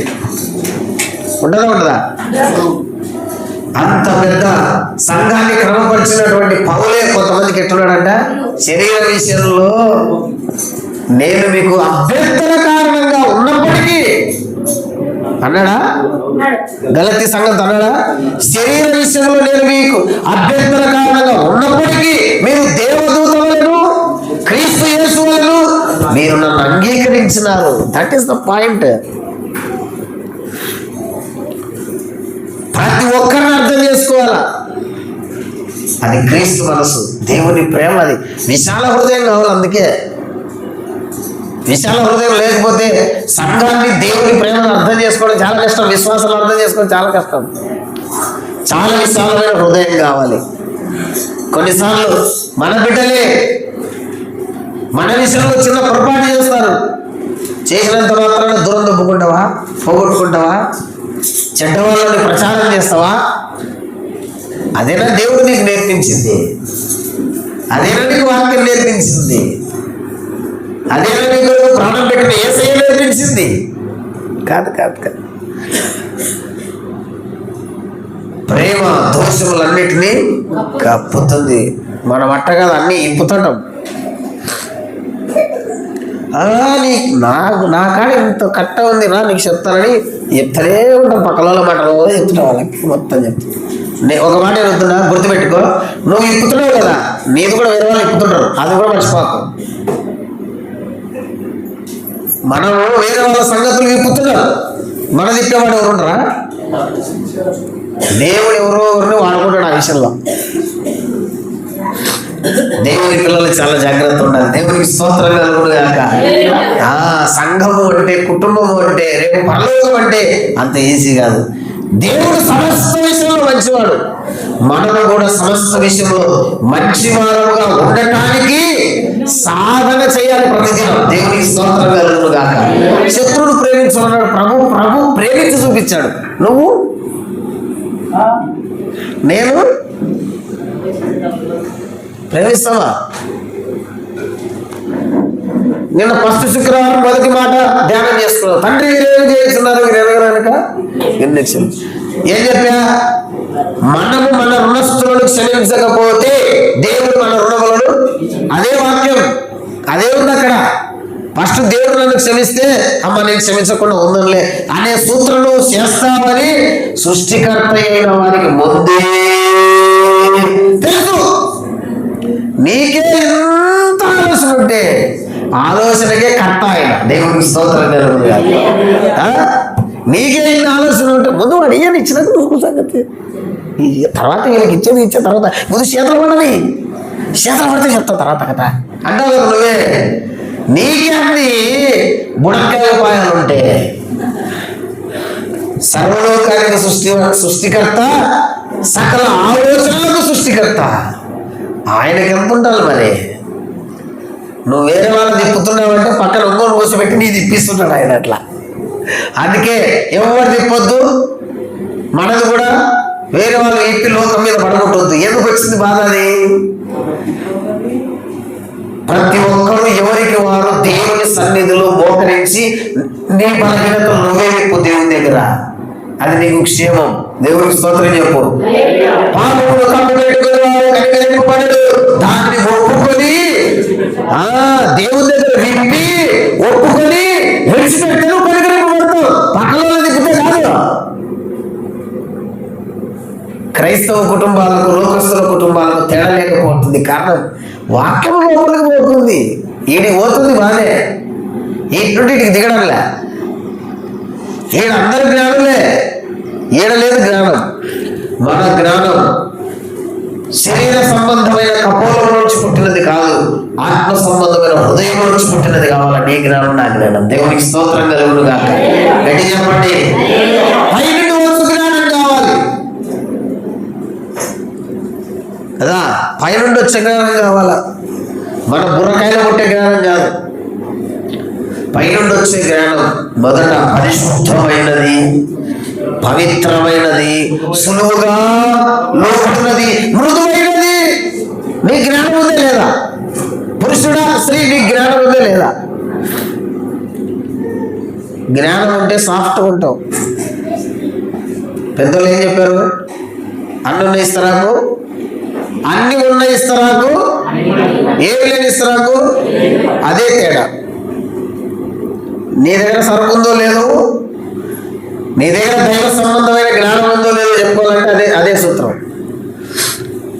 ఏమి లేనోడే ఊరికి ఎగిరేపడుతున్నారు, ఏం తెలియదు, ఏదో దొరికింది బల్లితో కంత, అదే బల్లి అనుకుంటుంటాడు అంతేవాడు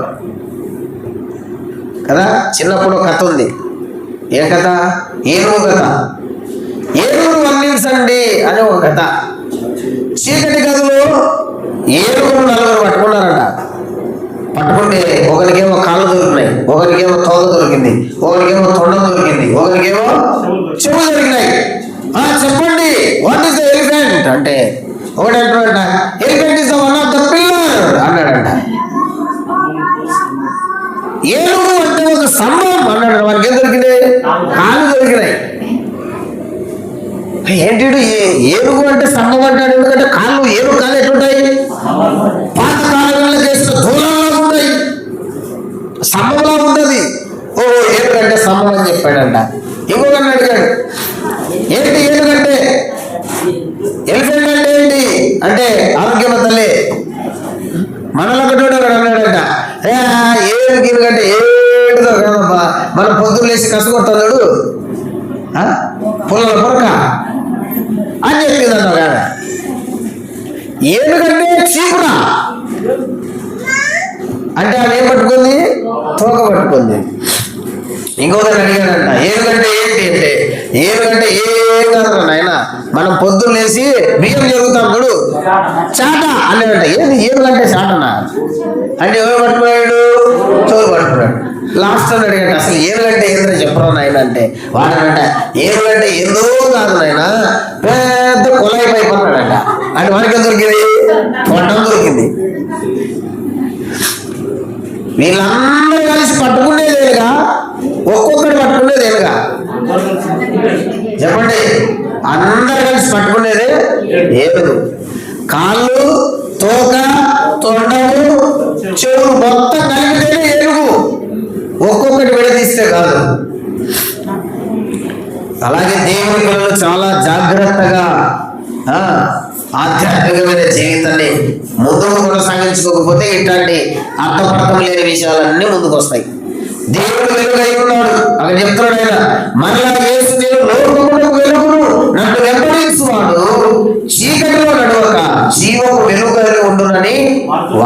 చెప్పాను. దేవునికి స్తోత్రం కలుగును గాక. ఇప్పుడు చెప్పండి, దేవుడు వెలుగు అంటే మనం ఏం కమ్మంటున్నాడు? ఆయన వెలుగు కమ్మంటున్నాడు. వెలుగు అనగా విశ్వాస జీవితంలో రక్షణానుభవము. దేవునికి స్తోత్రం కలుగును గాక. ఏ అనుభవము? ఏ అనుభవము? ఏ అనుభవము? రక్షణానుభవము. ఎబ్రీయులకు రాసిన పత్రిక, ఎబ్రీయులకు రాసిన పత్రిక 2వ అధ్యాయం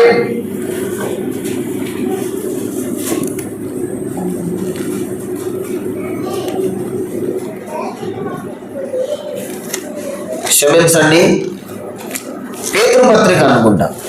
ఆశ్చర్యకరమైన తన వెలుగులోనికి, రైట్. 1 పేతురు పత్రిక 2వ అధ్యాయమే, కన్ఫ్యూజన్ అంతే. 2:9 అయితే మీరు చీకటిలో ఉండి ఆశ్చర్యకరమైన తన వెలుగులోనికి మిమ్మల్ని పిలిచిన వారి, చీకటిలో నుండి వెలుగులోనికి వచ్చుట, మనము వెలుగవుతా అంటే అర్థం ఏంటంటే రక్షింపబడుట అని అర్థం. రక్షణానుభవం వెలుగు అంటే ఏంటి? రక్షింపబడిన విశ్వాస సూచన వెలుగు అంటే. ఈరోజు శంకరన్న చీకటిలోంచి వెలుగులోకి వచ్చాడు. అలాగే చెప్పండి. పాపములో నుండి పరిశుద్ధతలోనికి వచ్చాడు. లోకములో నుండి క్రీస్తు సంఘములోనికి వచ్చాడు. లోకములో నుండి ఓడలోనికి వచ్చాడు. దేవునికి మహిమ కలుగును గాక. 1 దశలోనికకు రాసిన పత్రిక 5వ అధ్యాయం, 1 దశలోనికకు రాసిన పత్రిక 5వ అధ్యాయం 4-5 వచనాలు. సహోదరులారా, ఆ దినము దొంగలే మీకు తెలుసు, మీరు చీకటిలో ఉన్నవారు కాదు, మీరందరూ వెలుగు సంబంధులు, పగటి సంబంధులై ఉన్నారు. దేవునికి స్తోత్రం కలుగును గాక. రక్షణానుభవం వెలుగంటే ఏంటి? రక్షణ వెలుగు వచ్చిన వాడు ఎక్కడికి వచ్చినట్టు లెక్క? ఎక్కడికి వచ్చినట్టు లెక్క? పలకండి. ఎక్కడికి వచ్చినాడు? మీరు వచ్చినారా? వెలుగులోకి వచ్చారా? ఒకప్పుడు మన బ్రతుకు చీకటి, గాఢాంధకారమే, కానీ ఇప్పుడు వెలుగులోకి వచ్చాం మనం అందరం. దేవునికి స్తోత్రం కలుగును గాక. మత్తయి సువార్త 4వ అధ్యాయం, మత్తయి సువార్త 4వ అధ్యాయం 12-16 వచనాలు ఉన్నాయి, చదువుకుందాం. జెబూలూను దేశమును, నఫ్తాలి దేశమును, యోర్దాను ఆవరణమున సముద్ర తీరమున అన్యజనులు నివసించు గలిలయయు, చీకటిలో కూర్చున్న ప్రజలు గొప్ప వెలుగును చూచిరి. ఇంకోటి చెప్తున్నాడు ఇక్కడ. చీకటి అంటే మరణం. మరణ ఛాయలో కూర్చున్న వారికి జీవము కలిగిన, కింద మరణ ప్రదేశంలో మరణ ఛాయలో కూర్చున్న వారికి వెలుగు. దేవుడికి స్తోత్రం కలుగును గాక. అంటే అర్థం ఏంటో తెలుసా? జీవము కలిగిన అని అర్థం. దీనికి ఆన్సర్ ఎక్కడుంది? దీనికి ఆన్సర్ ఎక్కడుంది? దీనికి ఆన్సర్ ఎక్కడుంది? ఎఫెసీ పత్రిక 2:1 ఉంది. మీరు మీ పాపముల చేతను అపరాధముల చేతను సచ్చిన వారై ఉండగా క్రీస్తు తనతో కూడా మిమ్ములను బ్రతికింపజేసిన, సచ్చిన మీకు జీవమునిచ్చిన అర్థం. దీనికి అదే ఆన్సర్. దేవునికి మహిమ కలుగును గాక. అంటే చెప్పండి, ఏంటి వెలుగు అంటే?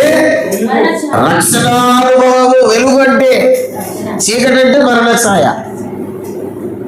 చీకటి అంటే పాపం, చీకటి అంటే లోకం, చీకటి అంటే పాప జీవితం.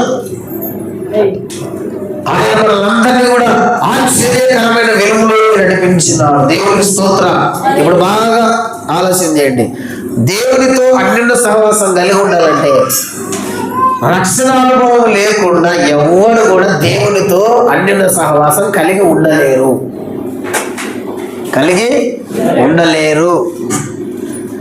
అందుకే ప్రతి ఒక్కరూ సమయం ఉండగానే నేటికి అనుకూలమైన సమయం కనుక నమ్మి బాప్తిసం పొంది పాప క్షమాపణ పొందడానికి సిద్ధంగా ఉండాలి. దేవునికి స్తోత్రం కలుగును గాక. రక్షణ విషయంలో నువ్వు ఏమంటారు? లెంత్ చేయొద్దు, పొడిగించుకోవద్దు. ఎందుకంటే ఏ క్షణంలో మనిషికి ఏం జరుగుతుందో తెలియదు. పాప క్షమాపణ పొందిన తర్వాత ఏ క్షణంలో ఏం జరిగినా నీవైతే క్రీస్తుతో కూడా ఉంటావు. వెలుగు సంబంధి కనుక వెలుగు లోకంలో వెలుగైన దేవుడితో నువ్వు ఉంటావు. దేవుడికి స్తోత్రం కలుగును గాక. హల్లెలూయా. చెప్పండి, దేవుడు వెలుగు. విశ్వాసి వెలుగులోనికి రావడం అంటే అర్థం ఏంటి? రక్షణ అనుభవంలోనికి రావడము అని అర్థం. దేవునికి మహిమ కలుగును గాక. ఇంకొక వెలుగు ఉంది. రక్షణ పొందడం వరకే వెలుగు కాదు, వెలుగులో ఒక భాగం అది. వెలుగంత పరిపూర్ణం కాదప్పటికీ, రక్షణ పొందినంత మాత్రం పరిపూర్ణత కాదు. చాలా ఉంది విషయం ఏంటంటే దేవుని వాక్యం వెలుగై ఉంది. ఎక్కడుందన్నమాట? కీర్తనల గ్రంథం 119వ కీర్తన 105వ వచనం. 105వ వచనం. 119వ కీర్తన 105వ వచనం. నీ వాక్యము నా పాదములకు దీపములు, నా త్రోవకు. బాగా వినండి. ఇప్పుడు దేవుడు వెలుగు, దేవుడు వెలుగు. విశ్వాసి వెలుగైనాడంటే అర్థం ఏంటి?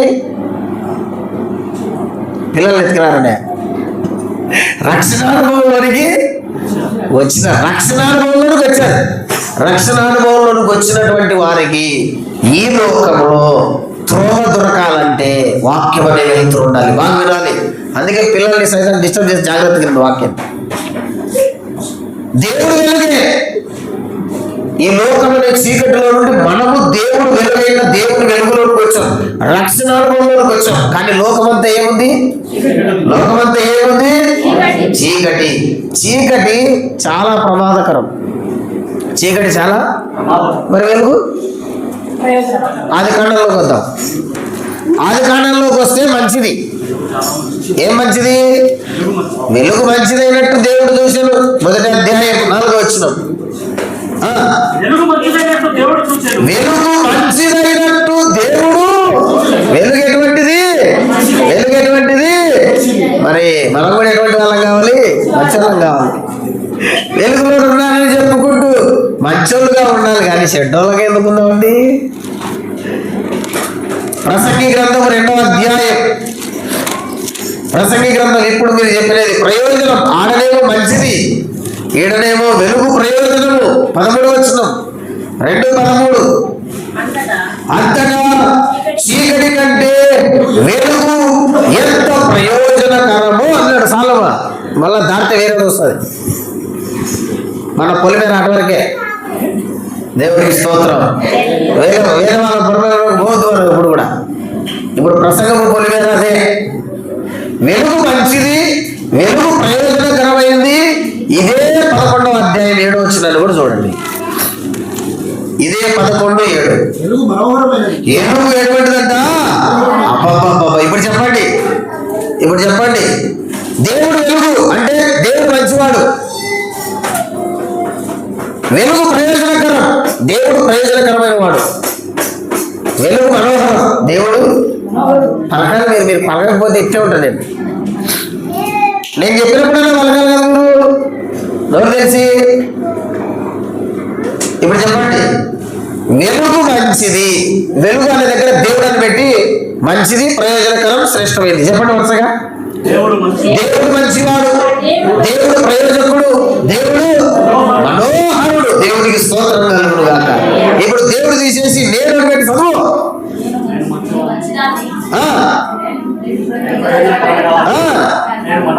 ఏదో కొంతమంది చెప్పకూడదు.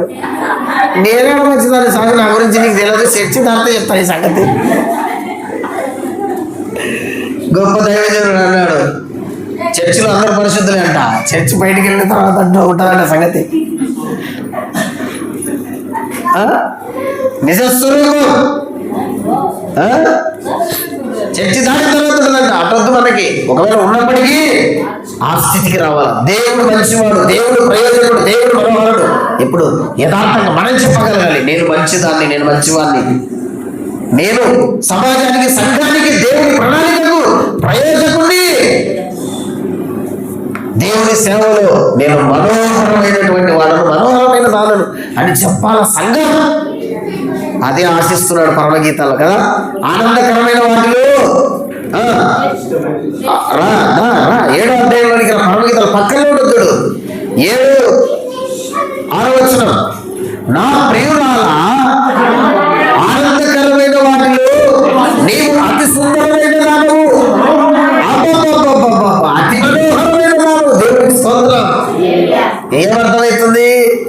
దేవుడు వెలుగు, నేను వెలుగు కావాలి. దేవుడు మంచివాడు, నేను మంచివాడిని కావాలి. దేవుడు ప్రయోజనకరమైన వాడు, నేను కూడా ప్రయోజనకరమైన వాడిగా దానిగా ఉండాలి. దేవుడు మనోహరుడు, నేను కూడా ఆయన దృష్టికి అతి మనోహరమైన దానిగా ఉండాలి. వాక్య సారాంశం అదే అనమాట. దేవునికి మహిమ కలుగును గాక. ఇప్పుడు 2 విషయాలు చెప్పుకొచ్చా. ఒకటి, దేవుడు వెలుగు, విశ్వాసి వెలుగులోకి వచ్చుంటే రక్షణానుభవంతో సాదృశ్యము సూచన. రెండోది ఏంటి? చీకటిగా ఉన్న ఈ లోకంలో దేవుని కొరకు మనం బ్రతకాలి అంటే మనకు వాక్యం అనే వెలుగు ఉండాలి. దేవునికి మహిమ కలుగును గాక. గట్టిగా చెప్పండి. అదే 119వ కీర్తన 130వ వచనం, నీ చేతిలో బ్యాట్ ఉంటే చీకటిపై వెలుగు వచ్చినట్టు నీ దగ్గర వాక్యం ఉంటే నీ వాక్యము వెల్లడి అగుట తోడనే వెలుగు. సింపుల్ చెప్పండి రా. బ్యాట్ వేసినప్పుడు బ్యాట్ లోంచి ఏమి వెలువడుతుంది బయటికి? చెప్పండి. ఏంటి బయటకు వస్తుంది? వెలుగు. చీకటిలో వెలుగు పడే కొద్దీ చీకటి తొలగిపోయి మనకు రోడ్డు బాగా, దారి బాగా, మన బ్రతుకుల్లో ఈ లోకంలో మనం బ్రతకాలి. ఎంతకాలం బ్రతకాలి? దేవుడు ఆయుష్కాలం ఇచ్చినంత కాలం బ్రతకాలి. ఈ లోకమేమో చీకటిలో ఉంది. దృష్టిని ఎంత ఉన్నది? ఈ లోకం అంతా కూడా చీకటిమయమైంది. మరి ఈ చీకటి లోకంలో వెలుగు సంబంధంగా మనం బ్రతకాలంటే మన దగ్గర ఏముండాలి? వాక్యం అనే బ్యాటర్ ఉండాలా. ఏముండాలా? వాక్యం అనే బ్యాటర్ ఉండాలా. చాలా మంది ఇప్పుడు చూడు యవనస్తులు చాలా మంది బైక్ ప్రయాణం చేసేవాళ్ళు ఫోను పదే ఇట పెట్టుకొని మాట్లాడాలంటే చాలా కష్టం. సడన్ గా ఏదైనా స్కిడ్ అయితే కింద పడతారు. అందుకే ఏం తెచ్చినారు? బ్లేడ్ తెచ్చినారు. బ్లేడ్ తెచ్చి వాడు మాట్లాడుకుంటూ పోతుంటే పక్కన ఇంకేం మెడల్ వచ్చిందా కదా? అంటే కూడా కొన్నిసార్లు మనం, ఎందుకంటే మనం చెవులు పెట్టుకుని మాట్లాడుకుంటూ పోతుంటాం. అది ప్రయాణం చేసే వాళ్ళకి, జర్నీస్ చేసే వాళ్ళకి బాగా ఉపయోగపడుతుంది. ఎవరైనా ప్రయాణం చేసే వాళ్ళు చెల్లు మూతికాడ పెట్టుకొని ఒక చేత బండి పెట్టుకొని నడపాకు, మూతి పగులుతుంది. బ్లూటూత్ పెట్టుకో. హెడ్ ఫోన్స్ కూడా కాదు, బ్లూటూతే పెట్టుకో, నడుపుకో. లేదా ఫోన్ వచ్చిందో పక్కగా మాట్లాడుకొని పో. ఎంత బాగా మన ప్రయాణానికి తగినట్టు, మన జీవితానికి తగినట్టు ప్రమాదం జరగకుండా మనం ఎంత జాగ్రత్త పడుతున్నాం. అదే జాగ్రత్త ఆధ్యాత్మికమైన విషయంలో మనకు ఎందుకు లేదు? అవును, ఈ లోకం చీకటి సంబంధమైంది కదా. ఈ లోకాధికారి చీకటి సంబంధి కదా. వానికి వెలుగంటే పడదు కదా. నన్ను చీకటిలోకి లాగడానికి వాడు ఎన్నో ప్రయత్నాలు చేస్తున్నాడు. వాడి చీకటిని పారదోలాలంటే నా దగ్గర వాక్యం ఉండే, వెలుగు ఉండాలి కదా, బ్యాట్ ఉండేది కదా. ఆయన నువ్వు ఎందుకు అనుకోకుండా? దావీదు అంటాడు ఇప్పుడు 119వ కీర్తనలో చెప్తాడు ఆయన, నేను ఎదుట పాపము చేయకుండానట్లు నా హృదయంలో నీ వాక్యమును, దట్ ఈస్ ద బ్యాటరీ. నా జీవితం చీకటి కాకుండా పోవడానికి కారణం ఏంటంటే నా హృదయంలో ఉన్న వాక్యమునే బ్యాటరీ. దేవునికి మహిమ కలుగును గాక. హల్లెలూయా.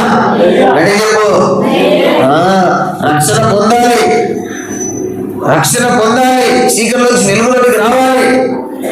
చీకటిలోంచి వెలుగులోకి వచ్చావు కానీ నువ్వు చీకటిలోనే నీ మరణకాలం వరకు జీవించాలి. చీకటిలోనే జీవించాలి. కాబట్టి ఆ చీకటిని అంటకుండా నువ్వు మరలా చీకటి కాకుండా ఉండాలంటే నీ చేతులు ఏముండాలి? వాక్యం అనే బ్యాటరీ ఉండాలి. దేవునికి స్తోత్రం కలుగును గాక. సామెతల గ్రంథం 6వ అధ్యాయం 23 వచనాన్ని చూడండి. సామెతల గ్రంథం 6:23, ఆజ్ఞ దీపముగాను ఉపదేశము. వాస్తవం రాస్తున్నావా? నేను తర్వాత చూస్తాను మళ్ళా. ఆజ్ఞ దీపముగాను ఉపదేశం ఎట్లుండాలా? అంటే ఉపదేశం అంటే వాక్యమే, దేవుని మాట. ఉపదేశం ఎలాగుంది? వెలుగు, దేవుని వాక్యము. నువ్వు ప్రతి ఆదివారం వచ్చి వాక్యం ఏంటి? నీ బ్రతుకులో వెలుగు. నువ్వు ఎక్కడికి నడిచిన వెలుగు. చీకట్లో పడకుండా, పాపంలో పడకుండా, చీకటి అయినటువంటి అపవాదములు దొరకకుండా వెలుగు నిన్ను కాపాడుతుంటుంది. ఒకటి గుర్తుపెట్టుకో, తెలిసి చీకటి ఉంటే వెలుగు ఉండదు, వెలుగుంటే చీకటి ఉండదు. రెండు కలిసి ఎప్పటికీ ఉండవు. దేవునికి స్తోత్రం కలుగుతుంది. చెప్పండి గట్టిగా. నువ్వు వెలుగు సంబంధమైతే నీ చుట్టుపక్కల చీకటి ఉంటుంది, కానీ నీలోనికి రాదని దావీదు అన్నాడు. నీ కుడి పక్కన 10,000 మంది పడినను, ఈ ఎడమ పక్కన కూలినను, పడినను కూలినను అపాయము నీ యొద్దకు రాదు. గుర్తుపెట్టుకో. వెలుతురు నీ దగ్గర ఉందంటే లోకమంతా చీకటి ఉన్నా చీకటి నీలోనికి రాదు. కారణం ఏంటో తెలుసా? వాక్యపు కాంతికి ఆ చీకటి తట్టుకోలేదు కాబట్టి. అదే విషయం, గుర్తుపెట్టుకోవాలా. కొందరు అంటున్నారు అసలంటే క్రైస్తవులు బయట తిరగకూడదంట. దేవరాజనేనా నీళ్ళు తప్పండి. దేవరాజనేనకు ఏమయ్యా, క్రైస్తవులంటే బయట తిరగకూడదంట. మరి పని ఎట్లా చేసుకోవాలా? పనులు యాడ చేసుకోవాలి? ఇంట్లో వేసుకోవాలి. పనులు ఇంట్లో వేసినారా? పొలాలు ఇంట్లో ఉంటాయా? ఆఫీసులు ఇంట్లో ఉంటే బిజినెస్, ఇంట్లో ఉంటే చదువు.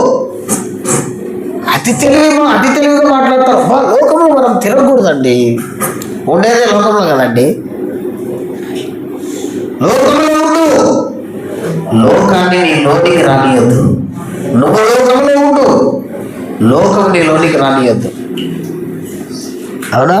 ఎలాగా? చేపలాగా. సముద్రపు నీళ్లు చాలా ఉప్పుగా ఉంటాయి. సముద్రపు నీళ్లను ఒరబడి ఆ మడిలాగా ఆపి ఎండగట్టి ఉప్పును తయారు చేస్తారు. ఎంతమంది చూశారు? చూడకపోతే ఒంగోలు ఆ ప్రాంతాల్లో ఉప్పు తయారు చేసే ఉరమలు ఉంటాయి. సముద్రపు నీళ్లను ఉరమడిలాగా నగలు అట మడి కట్టి ఎండబెడితే ఎండిన తర్వాత దాన్ని అంతా మొత్తం గెలితే ఏమవుతుంది? ఉప్పు. తర్వాత దాన్ని తీసుకొచ్చి కంపెనీలో దాంట్లో కొంచెం చెడిపోకుండా కొంత వేరేది ఒకటి కలిపి ఒక కంపెనీ ముద్ర వేసి టాటా సాల్ట్ అనిస్తాడు మనకి. టాటా సాల్ట్ చెడిపోయినది, రుచికరమైనది, శుచికరమైనది అని ఇస్తాడు మొత్తాన్ని. కానీ ఎక్కడి నుంచి వచ్చింది అది? సముద్రపు నీరు తాగడానికి పనికిరావు, పొలాలకు కట్టుకోవడానికి పనికిరావు. అంత భయంకరమైన విషముతో సమానమైనంత ఏముంటది? ఉప్పు కష్టం ఉంటుంది. కానీ చేపలు అందులోనే బతుకుతున్నాయి లేదా? చేపలో ఉప్పు ఉందా? ఒకవేళ చేపలోనే ఉప్పు ఉంటే నువ్వు అసలు చేపల కూర వండినప్పుడు ఏమేయకూడదు? ఎందుకు వేస్తున్నావు? చేప ఉప్పు నీళ్ళలో బతుకుతున్నా ఉప్పు తన లోపలికి రానియకుండా చూసుకుంటుంది. దేవునికి స్తోత్రం. అది మనం నేర్చుకోవాల్సింది. కాళ్ళు చేతులు కట్టేసే వాడు పరిశుద్ధుడు అంట. ఎవరు నీకు చెప్పలేదు? కాళ్ళు చేతులు కట్టేసి ఎక్కడ పోకుండా వాడు పరిశుద్ధుడు అంట. ఒక ఆయన చెప్తున్నాడు, మనము బయట ఎక్కువ తిరగకూడదు సార్, బయట ఎక్కువ తిరగకూడదు సార్ అని. లోపల ఉండి ఉండి ఉండి ఉండి బర్రెంకలకు నీళ్ళు పట్టినాయి ఆయనకి. నాకు చెప్పిన ఆయనకే. ఇప్పుడేమంటారు తెలుసా? ఏసన్నా నీకు తెలిసిన మంచి డాక్టర్ ఉంటే నన్ను దొరకపో, ఈ డొక్కల నీళ్ళు వచ్చినాయంట అంటున్నాడు. బయట తిరగకపోతే అట్ట వచ్చాయని చెప్పిన నేను. ఇప్పుడు ఎందుకు బయటికి? లోపల ఉండగా 2 నాలుగు ఉంటే అంటే చచ్చిపోతావు. పో, పరదేశం పోతే ఇడదేశం పోతే ఆడిపోతావు వాటికి. మళ్ళీ నేనే తొలకపోయి డాక్టర్ కాడా ఇట్లా కుర్చీలో కూర్చోబెట్టి, మామూలు కుర్చీలో స్టూల్ మీద కూర్చోబెట్టి ఇంత పెద్ద ఉంది సూది, ఒక బాటిల్ లీటర్ బాటిల్ పక్కన పెట్టి ఆ సూదికి పైప్ ఉంటుంది మనకు సెలాన్ సెక్కించే పైపు లాగా, ఆ పైపు దాంట్లో పెట్టి డొక్కలు టక్కని అన్నాడు. అనేసరికి ఏం కాదు అంటాడు డాక్టర్. లోడొస్తుంది పైపు వెంబడి పచ్చ నీళ్ళు, పసుపు పచ్చ నీరు పట్టింది. నేను ఎట్ట తిరుగుతాను తెలుసా? నా గురించి నీకు నేను ఎన్ని పనుల మీద తిరుగుతాను తెలుసా? అవును, నువ్వు తిరగకుండా ఉండి నువ్వు ఎన్నిసార్లు వాక్యం చదివినావు? నాకు అదన్నా చెప్పు. బైబిల్ ఎన్నిసార్లు ఏమనుకుంటున్నావు? బైబిల్ అంటున్నావు. ఏదో ఆదివారం వస్తే ప్రసంగానికి సెలవు లేకుంది కదా. ఇప్పుడు ఏ వచ్చింది? విశ్వాసం మీద నాకు ఒక సబ్జెక్టు కావలేను అని కొడితే అదే ఇస్తుంది. ఎంత లెంత్ కావాలి? అర్ధగంట ప్రసంగమా, గంట ప్రసంగమా, 5 గంటల ప్రసంగం అంటే గంట సార్లు అంటే అదే గంట ప్రసంగం చేసిస్తుంది. నేర్చుకోండి. చూడండి కొంచెం ఏఐ చూసి. ఏఐకి నువ్వు ఒక అప్లికేషన్ ఇస్తే నిన్ను టైం అడుగుతుంది. ఎంత గంట చెప్తావా, అర్ధగంట చెప్తావా, ప్రసంగం ఎంత లెంత్ ఉండాలి, డ్యూరేషన్ ఎంత అని అడుగుతుంది. అంత టెక్నాలజీ వచ్చింది ఇప్పుడు. నేను అడిగినా, నువ్వు ఎన్నిసార్లు బైబిల్ చదివినావయ్యా బయట తిరగకుండా? ఎంతమందికి బాప్తిసం ఇచ్చారంటే బాప్తిస్మాలు అవి ఎట్లుంటాయి అన్నట్టు చెప్తాడు ఆయన. చూడండి, మళ్ళా సంఘము, చేతిలో సంచి, బైబిలు, కథ, కార్ఖానము. నేను ఇన్ని పనుల మీద తిరుగుతూ కుటుంబ బాధ్యత, సంఘ బాధ్యత, సొసైటీ బాధ్యత, దేవుని విషయ ప్రణాళిక ఒకవైపుకి ఇన్ని తిరుగుకుంటూ బైబిల్ని 17వ సారి చదువుతున్నా అన్న. 17వ సారే అట్లాడు. 17వ సారి నా బైబిల్లో డేట్లు ఉంటాయి. ఇప్పుడు పేతురు పత్రిక లాస్ట్లో ఉండదు కదా, ఇది యోహాను పత్రిక కదా. 19/1/2026 ఉంది. మీరు తర్వాత చూడండి నా బైబిల్. అంటే 19వ తేదీ జనవరి నెల 2026 సంవత్సరంలో పేతురు పత్రిక 2వ పత్రిక అయిపోయింది. నాది చదివిన కాడికి డేట్ వేసి పెడతా. అట్లా పోతుంటుంది. యోహాను మొదటి పత్రిక కూడా అయిపోయింది. కనీసం చదవలేకపోయాను. ఆ రోజు బాధ అనిపించి కనీసం అట్లా మెదడులోకి ఆ మాటలు తెచ్చుకొని ధ్యానం చేస్తాను.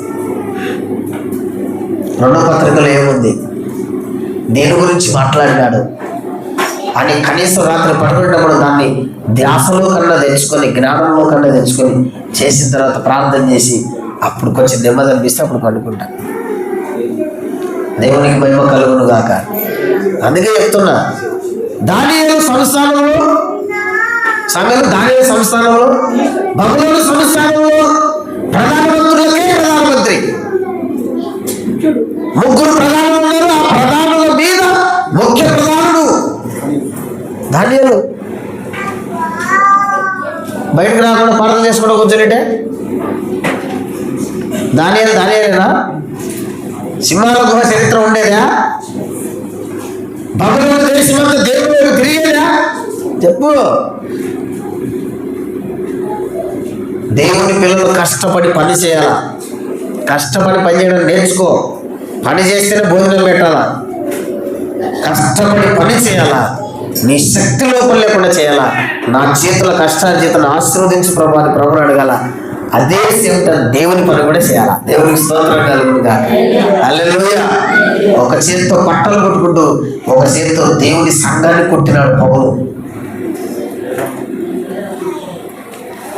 డేరాలు కొట్టుకుంటూ బ్రతికాడు జీవితం అంతా.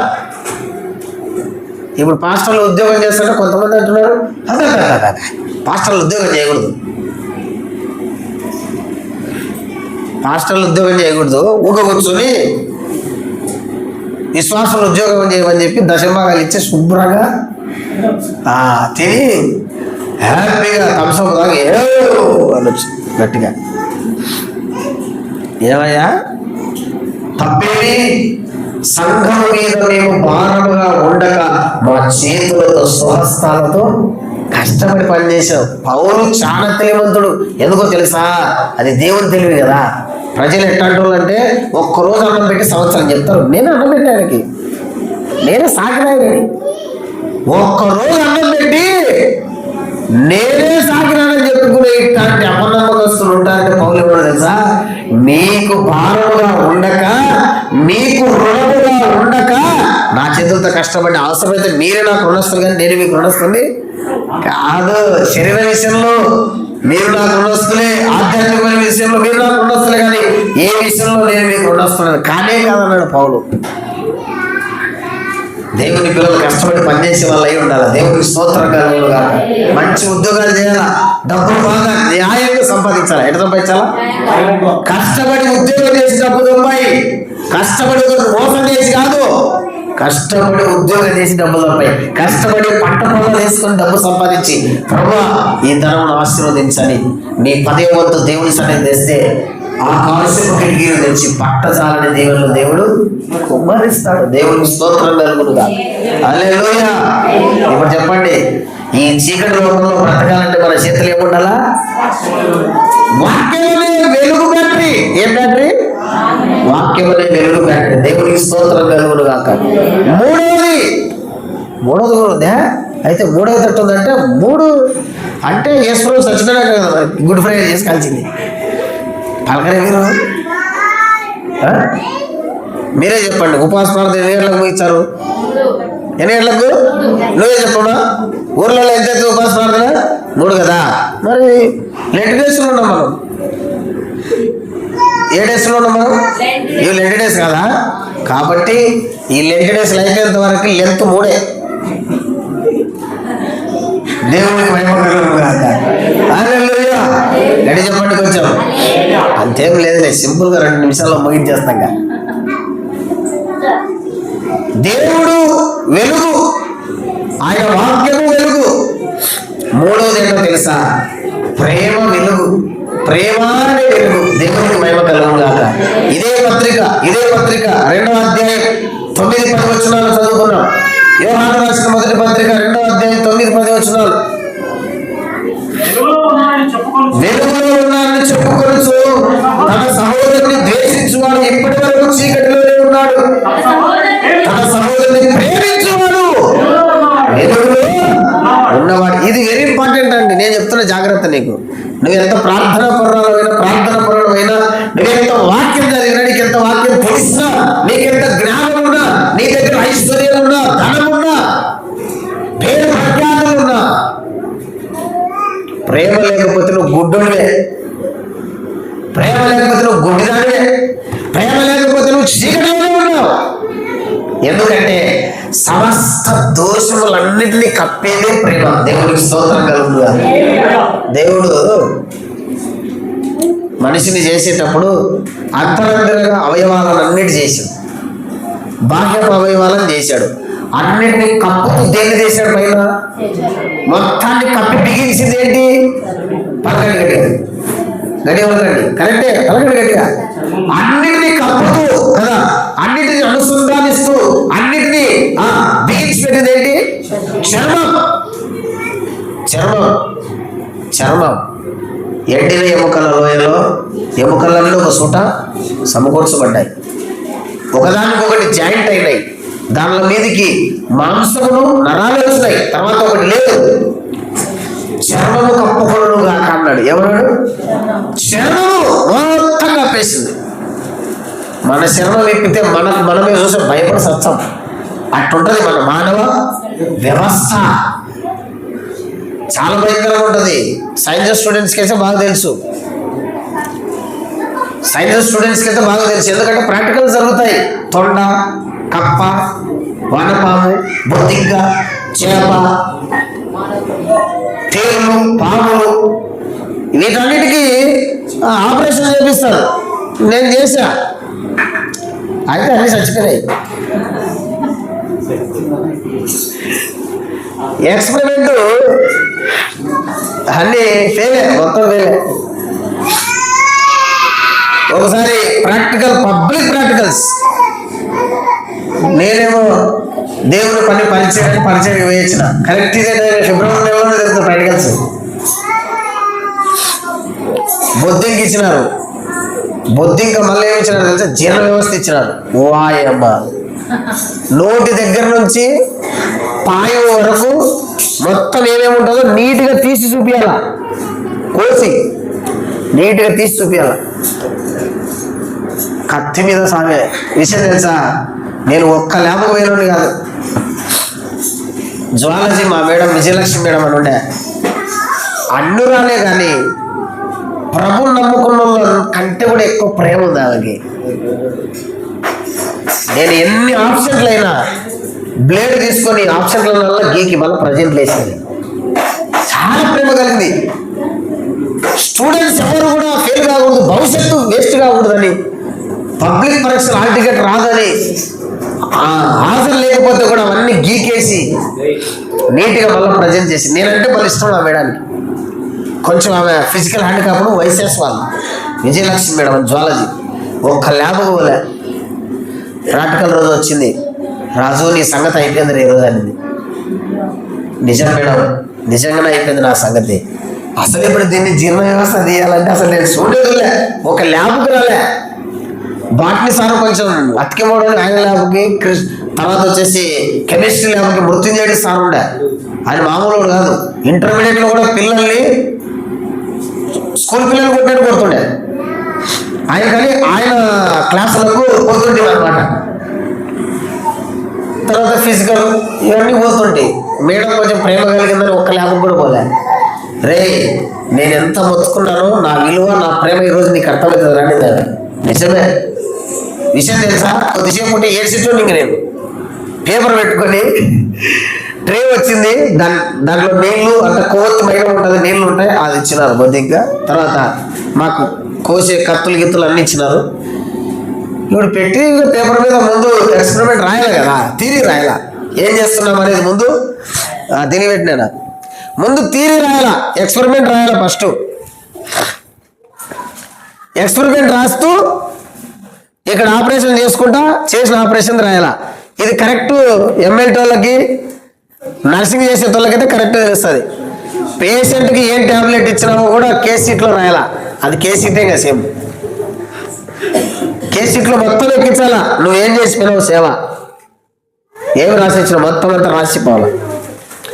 అలాగే పేరు రాసినా, హాల్ టికెట్ నెంబర్ వేసినా, రోల్ నెంబర్ వేసినా అన్నీ వేసి బొద్దిగా ఎక్స్ప్లెనేషన్ అని పెట్టినాను. కానీ ఏమి రాయాలో అర్థం కాకుండా, ఏం అర్థం కానప్పుడే దేవుడు అర్థమవుతాడు మనకి అని ముందు ప్రార్థన చేసుకునే, ప్రభువా నేను ఎప్పుడూ ల్యాబ్ పోలే, మార్చేసాను, ఎప్పుడు ల్యాబ్ పోలే ప్రభువా, మరి నువ్వు ఏం చేస్తావు, ఒక అద్భుతం ఏదైనా ఆశ్చర్య కార్యం, దేవునికి స్తోత్రం. తీసే ప్రభువా నువ్వు ఒక అద్భుతం చేయాలి నాకు ఈరోజు అని దేవుడా ప్రార్థన చేసుకొని తీసుకున్న బ్లేడ్ మొత్తానికి కొనుక్కుంటా, అంటే మామూలు బ్లేడ్ కాదు, యాక్షన్ బ్లేడ్ అనమాట. అది కోసేది, ఆపరేషన్ చేసే బ్లేడ్లు చాలా వేరే ఉంటాయి, ఇంత ఉంటాయి. అట్లా కోస్తే చర్మం మొత్తం లేసేస్తుంది, అంత షార్ప్గా ఉంటాయి ఆపరేషన్ థియేటర్లో వాడేటివి. సిజరింగ్ చేయించుకున్న వాళ్ళకి తెలిసింటుంది ఆ షాకులు ఎట్టుంటాయో. అందుకే వాళ్ళు ఏం చేస్తారంటే కళ్ళ మీద గుడ్డ వేస్తారు, లేదంటే పక్కకు ఒక ఆమె వచ్చి మనతో మాట్లాడుతుంటుంది, మనం వాళ్ళకే కూర్చుంటే వాళ్ళ పని వాళ్ళు చేస్తుంటారు. That is the operation rule.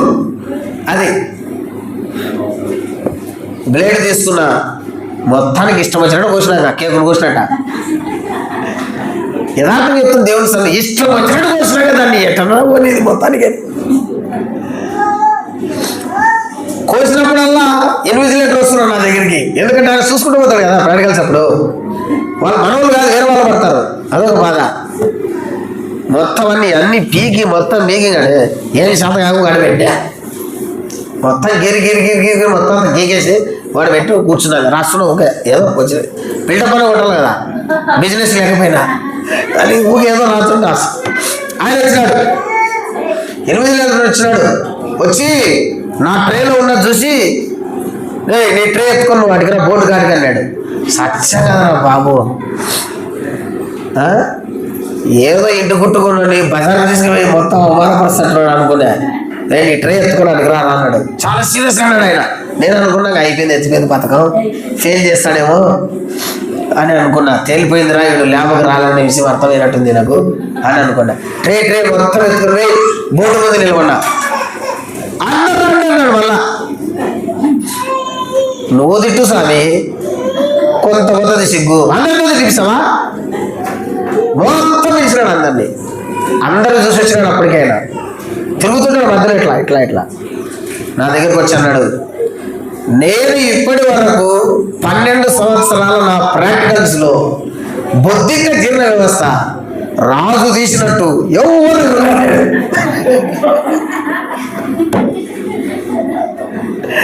నేను నాకు డౌట్ వచ్చి చూస్తే ఏం లేవా, అన్ని నీళ్ళ మీద తేలాడుతున్నాయి, ఏంటి పొట్ట పేగులు అన్ని దాన్ని బొద్దించాడు. ఇంటింటి నువ్వు కొట్టుకుంటే వెళ్ళదా బా ఎంత క్లియర్గా ఒక్క రెక్క కూడా ఒక పీస్ కూడా మిగలకుండా మొత్తం నీట్గా. ఓహో జీర్ణ వ్యవస్థ అంటే ఇటు ఉంటుందని అప్పుడు తెలిసింది నాకు. దేవుడు మహాద్భుతం చేస్తాడంతే. దేవుడికి స్తోత్రం కలుగుగా. నేను ప్రభుకు మొదట సేవకు వచ్చినప్పుడు చెన్నై పోయినప్పుడు ఒకటే అన్న ప్రభుత్వం, ప్రభువా నీ పని నేను చేస్తున్నా, నా పని నువ్వు చేయాలా. అదే నమ్మకంతోనే కొనసాగుతుంది ఇప్పటి వరకు కూడా. దేవుని పని, దేవుని పరిచర్య, దేవునికి మహిమ కలుగును కాక. సిగ్గుపోతానే అనుకున్నా, గడత వచ్చింది, సెంటుకు సెంట్ వేసినాడు మాటలు. నా పేపర్ అసలు చూడలేక, తీరి రాసింది చూడలేక, అదొక్కటే. లేదు నాకు నీ మార్కులు ఇప్పుడే వేసేస్తాను, అప్పుడే వేసేస్తాడు మార్కులు. మా మేడం అంటుంది, ఒరే వీళ్ళు ల్యాబ్కి వచ్చి వేస్ట్, నువ్వే లాస్ట్ వచ్చి మొత్తం గీకి పెట్టి మార్కులు పడిపోతున్నావు అంటే నా దేవుడు అంత గొప్పడు మేడం అని చెప్పిన. దేవుడికి స్తోత్రం కలుగుగా. హల్లెలూయా, హల్లెలూయా. యూనిట్ టెస్ట్ లో ఎవరైనా పాస్ అవుతాడు, అది కాదు పాస్ కావాల్సింది, పబ్లిక్ లో పాస్ కావాలా. వాడు కాపు కొట్టి పాస్ అయ్యాడా, గీపు కొట్టి పాస్ అయ్యాడా, మొత్తానికి పాస్ అయ్యాడా లేదా? పాస్ అయినాడు గ్రేట్. ఎదంలో పబ్లిక్ పరీక్షలో. దేవునికి మహిమ కలుగును గాక. అలాగే ప్రేమ అనేది పబ్లిక్ పరీక్ష అనమాట. మిగతావన్నీ యూనిట్ టెస్టే. నీ పాట, నీ ప్రార్థన, నీ వాక్యము, నీ విశ్వాసం, నీ జీవితం అన్ని యూనిట్లే, అన్ని యూనిట్ టెస్ట్లే. కానీ అసలైనటువంటి పబ్లిక్ ఎగ్జామ్ ఏంటంటే ప్రేమ. ఈడ పాస్ అయితే నువ్వు అది పాస్ అయినా ఫెయిల్ అయినా ఏమి నీకు విలువ. అది ఫెయిల్ అయినొచ్చు కొన్నిసార్లు.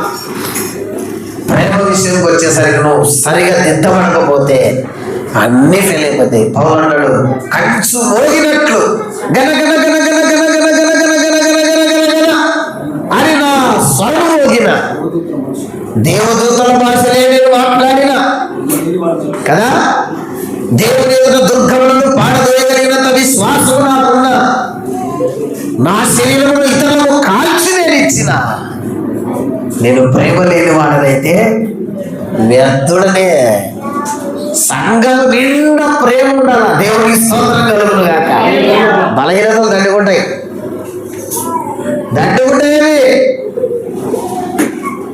చిటికెన వేలు చిన్నదని తోలు తన మీద లేదా చెప్పండి? చిన్న చిటికెన వేల నీ మీద అనుకుంటాను, నేను పెద్ద పెద్ద ఏళ్ళ మీద ఉన్నా. ఆయన నీ ఒక్క ఏళ్ళకి తోలు లేదనుకోండి, గిరాడిగాడి చికెన్ ముక్క అనుకోని దీన్ని కూడా తింటాడు. ఎందుకు? అది ఎర్ర కనబడుతుంది చికెన్ ముక్క లెక్క. తోలు ఎక్కడ గ్యాప్ లేకుండా మనకంత తోలు మొత్తం పరిపూర్ణంగా చుట్టబడింది. ప్రేమ. నీకు ప్రార్థన ఉండాలి, వాక్యం ఉండాలి, విశ్వాసం ఉండాలి, పరిశుద్ధత ఉండాలి, దేవుని వాక్యం ఉండాలి, సత్య దర్శనం ఉండాలి, అన్నిటికీ మించి ఉండాలి ప్రేమ. విశ్వాసము, నిరీక్షణ, ప్రేమ, ఈ మూడు శ్రేష్టమైనవి, సర్వోత్తమమైన మార్గములు శ్రేష్టమైనవి మూడు. ఇందులో కూడా అతి శ్రేష్టమైనది ఏంటంటే ప్రేమ. ఎందుకు? దేవుడు ప్రేమమయుడు కనుక. దేవుడికి స్తోత్రం. ప్రేమ లేని వాడు దేవుడిని ఎరిగిన వాడు కాదు. లవ్, ప్రేమ ఉండాల, ప్రేమ ఉండాల. తిట్టు, కొట్టు, నీ తిట్టు, నీ కొట్టు ప్రేమ కారణమై ఉండాలి. దేవునికి స్తోత్రం కలుగుతుంది. దేవుడు మనల్ని కొట్టినా, మనల్ని తిట్టినా, మనల్ని వెలివేసినా అది దేవుని ప్రేమకు నిదర్శనమే. ఆదామును దేవుడు ఏదైనా తోట నుండి వెళ్ళగొట్టాడా చెప్పండి? నేను కానీ కోపం వచ్చి మిమ్మల్ని ఎవరినైనా కానీ చర్చలో వెళ్ళిపో రావాలి అన్నారు అనుకోండి, వస్తారా మీరు? మొదలే చెప్తున్నా చూడు, ఎట్టొచ్చుండే వస్తారా?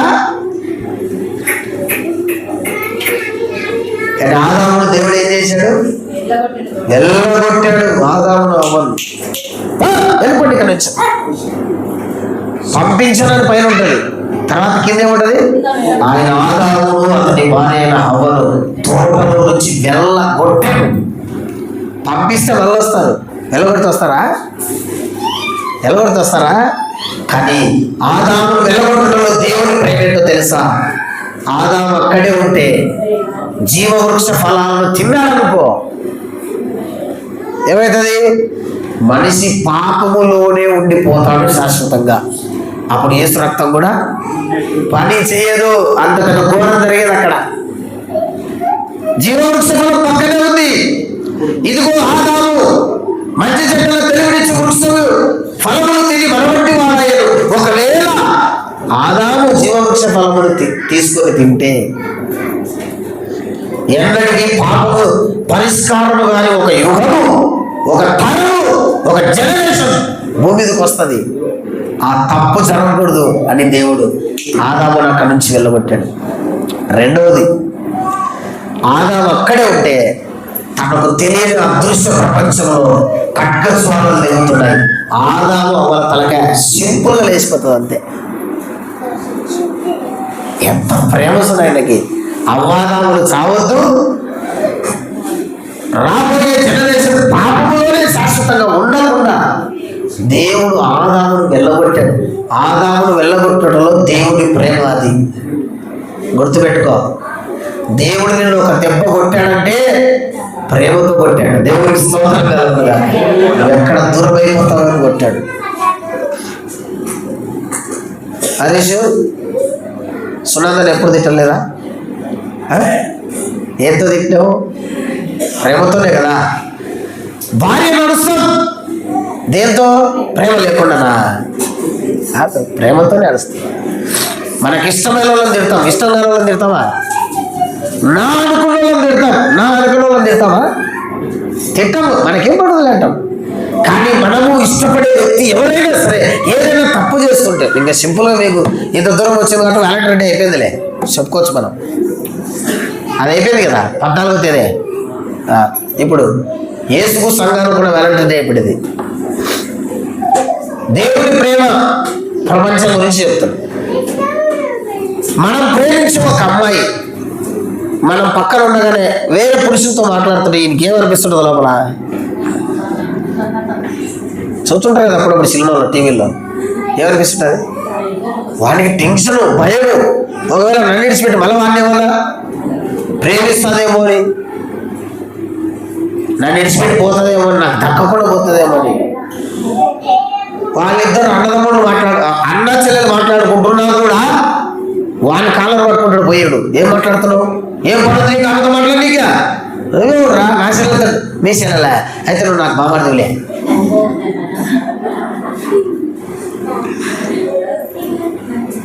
దేవుడు నువ్వు ఎక్కడ తనకు దూరం అయిపోతావు అని అస్సలు దేవుడు నేను ఏడ్చిపెట్టకుండా కంటికి కనుబాబలాగా రాస్తున్నాడు. అది దేవుని ప్రేమ అంటే. ఏమనుకుంటున్నావు? ఎక్కడ నువ్వు దాటిపోతే నిత్య నరకంలో పడే 20 కాలు నాశనం అయిపోతావేమోనని కంట్లకు రెప్పలు అట్లా కొనుగుబాటు కొట్టకుండా నిన్ను కాపాడువాడు, ఇశ్రాయేలును కాపాడువాడు, కొనుగడు ఇట్లా కాపాడుకుంటాడు ఆయన మనల్ని. ఏమనుకుంటున్నావు? పరిపూర్ణమైన ప్రేమ కలిగిన వాడు వెలుగులో నడుస్తున్నాడు, ప్రేమ లేనివాడు చీకట్లో ఉన్నాడు. బాలయ్యను చూడండి, ఎవరి మీద నన్ను ఎప్పుడన్నా నడుస్తున్నాడా? శత్రువు అప్పుల్లో ఉంటే కూడా బాలయ్య డబ్బులు తెచ్చిస్తాడు కదా మిత్రుడు. శత్రువు పక్క శత్రువు, బాలయ్యకి పక్క ప్రాణ శత్రువు వాడు. వాడు ఫోన్ చేసి డబ్బులు కావాలంటే ఖచ్చితంగా తీసుకుంటాడు బాలయ్య. ఎందుకో తెలుసా? ఎందుకు లేనా వాళ్ళది వాళ్ళకుంటుంది లేనా. నాతోనే చాలాసార్లు ఎందుకు నేను చేస్తున్నాను అంటే ఏదో వాళ్ళు ఇబ్బందులు పడతారు, కష్టపడతారని అందరి కష్టాలను తెచ్చి నెత్తి తీసుకుని అప్పుడు ఆయన భరిస్తున్నాడు. ఒకడంటాడు సినిమాలో, ఏదో ఆయన కాయలకి కొట్టుకుంటున్నాడంటే ఆ హీరో అంటాడు, వాడు ఈ కాలంలో జీసస్ లాగా ఎవరు తప్పు చేసినా వాడిని కొట్టుకుంటాడు అంటాడు. వాడు యేసుప్రభు అంటే అంత వెటకారమైంది వీళ్ళకు. నా చేతికి దొరికితే నెయ్యిలో కాదు కారంలో అద్దుతా. దేవుడికి స్తోత్రం కలుగును గాక. ఇంకొక ఆయన పాట రాసినాడు, యేసుప్రభుకి ఇట్లాంటి అన్నం ఉండింటే శిలువకి ఎక్కేటోడు కాదంట. ఏ పాటలు రాస్తారో కొంచెం పాట రాస్తే కొంచెం అర్థమని ఉండాలి కొద్దిగా. ఏమండి అన్నీ ఏంటంటే నేను అన్నీ చూస్తుంటా, గమనిస్తుంటా. దేవునికి స్తోత్రం కలుగును గాక. ప్రేమ దోషములన్నీ కప్పుతుంది. అన్నిటి మీద ప్రేమ తొడుక్కో. నీ కోపము సూర్యుడు ఉదయించి సూర్యుడు అస్తమించే వరకే ఉండాలంతే. కోపపడాలి. మా చెల్లెల మీద కోపపడు, నేనే నీకు సపోర్ట్ చేస్తా. కానీ పొద్దున్నే లేచి నువ్వే పలకరేయాల. పొద్దున్న లేచి నువ్వే పలకరేయాల. నువ్వు కూడా కోపడమ్మా, నీకు కూడా రైట్స్ ఇస్తున్నా. కానీ పొద్దున్న లేచి కాఫీ తెచ్చి బాగుంది.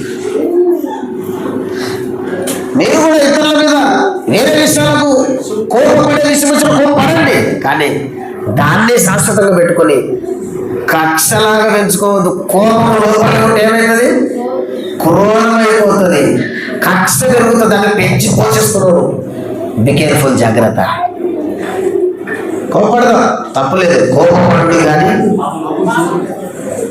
దేవుడి నీతిని నెరవేర్చేంత కోపం కానీ లేదు. ఎందుకంటే మానవుడి కోపం దేవుడి నీతిని ఎందుకయ్యా? ఆయన అంటున్నాడు, దేవుడి విషయం మాత్రమే కోపపడితే కానీ నా దయ, నా వాత్సల్యం ఎంతకాలం ఉంటుంది? ఆయుష్కాలం అంతా ఉంటుంది. దేవుడికి స్తోత్రం కలుగునుగా. హల్లెలూయా.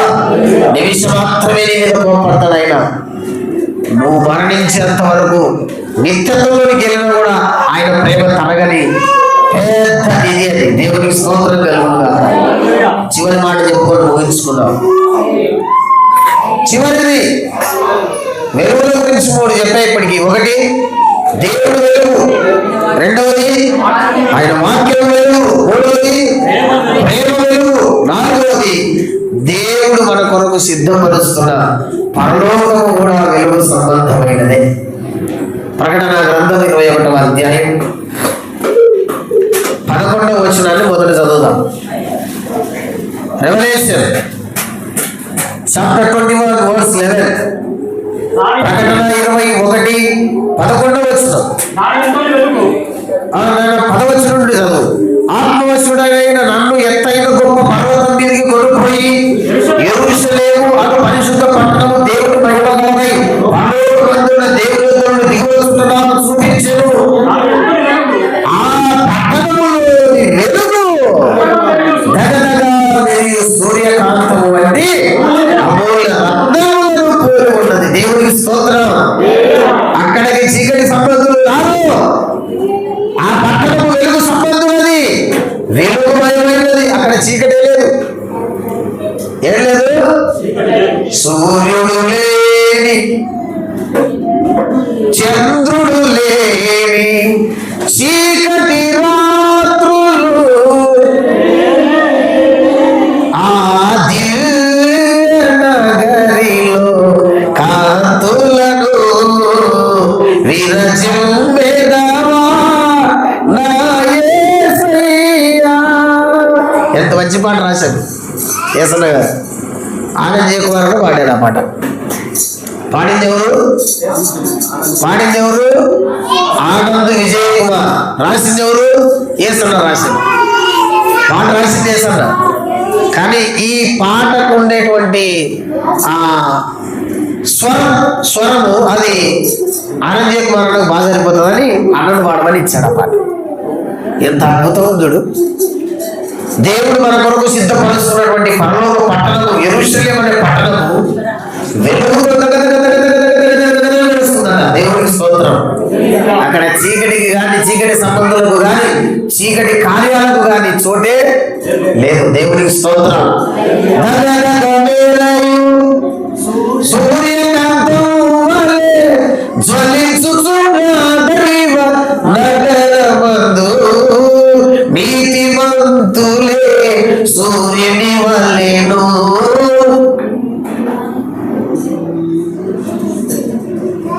శిక్షాపైన ఉన్నా విడిచిపెడితే అంత బోధిని వాళ్ళు ఆనేతం.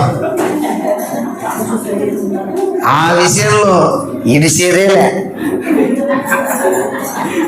దేవుడి స్తోత్రం. ఆ విషయంలో ఇడిచిపెట్టేదే.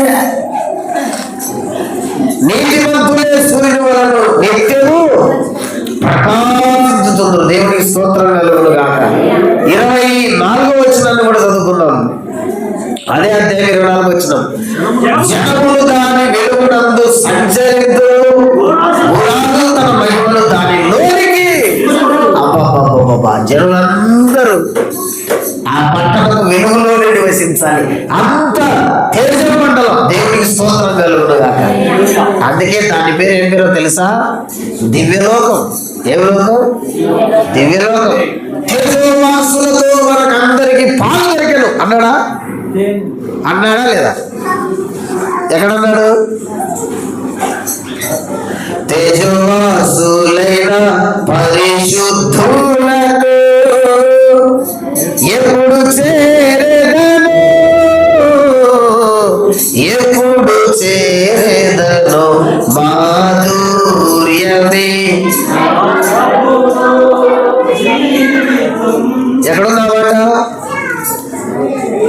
ఎక్కడుందా మాట? తేజవాసులతో. ప్రియమైనటువంటి దేవుని బిడ్డలారా, మనకందరికీ తేజవాసులతో పాలు దొరికింది.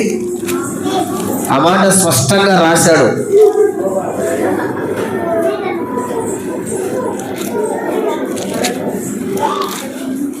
పత్రికల్లో ఉంటుంది చూడండి. ఎవరో చెప్తున్నారు,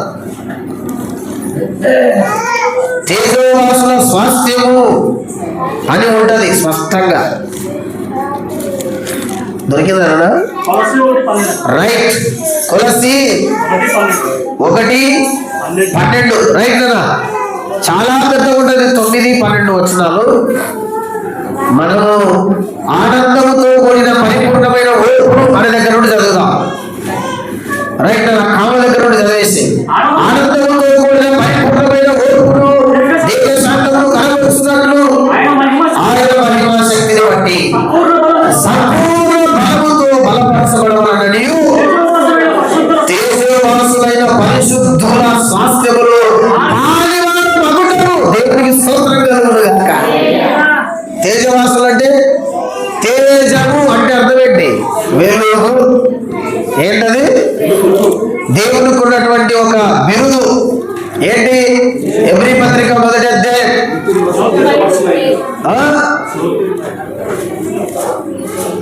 దేవుని మహిమ యొక్క తేజస్సు 3వ వచనం. ఆయన దేవుని మహిమ యొక్క తేజస్సును కింద ఏముంది ఫుట్ నోట్లో? ప్రతిబింబములు. తేజస్సు. దేవునికి ఉన్న మరొక పేరేంటి? దేవుని మహిమ తేజస్సు. యేసయ్యకున్న పేరు. తేజవాసులు, మహిమవాసులు, వెలుగువాసులు. అక్కడ చీకటి ఉండదు. అక్కడ ఏముండదు? ఇప్పుడు చెప్పండి. వెలుగులు మొత్తం ఎన్ని చెప్పా? 4 చెప్పా. 1 గట్టి వాళ్ళని దేవి. ఏం చెప్పినా? దేవి వెలుగు కాదు, దేవుడు వెలుగు. దేవుని వెలుగైన దేవుడిని నమ్మినందుకు దేవి వెలుగు. అర్థమైంది? అది సెంటెన్స్. దేవుడు వెలుగు, దేవుని వాక్యము వెలుగు, ప్రేమ వెలుగు. 4వది పరలోక రాజ్యం అనగా నూతన యెరూషలేము, దేవుడు మనకొరకు వెళుతున్న గొప్ప పట్టణం. అది వెలుగుతో నిండినది. ఇవన్నీ జరగాలి. దేవుడితో అన్యోన్య సహవాసం, ఈ విషయాలన్నిటిలో మనం కలిగి ఉండాలి. వాక్యం విని రక్షణ పొందాలి, వెలుగులోకి రావాలి. వెలుగులోకి వచ్చిన నీవు చీకటిలో పడిపోకుండా చెడిపోకుండా ఉండాలంటే నీ మనస్సులో, నీ హృదయంలో,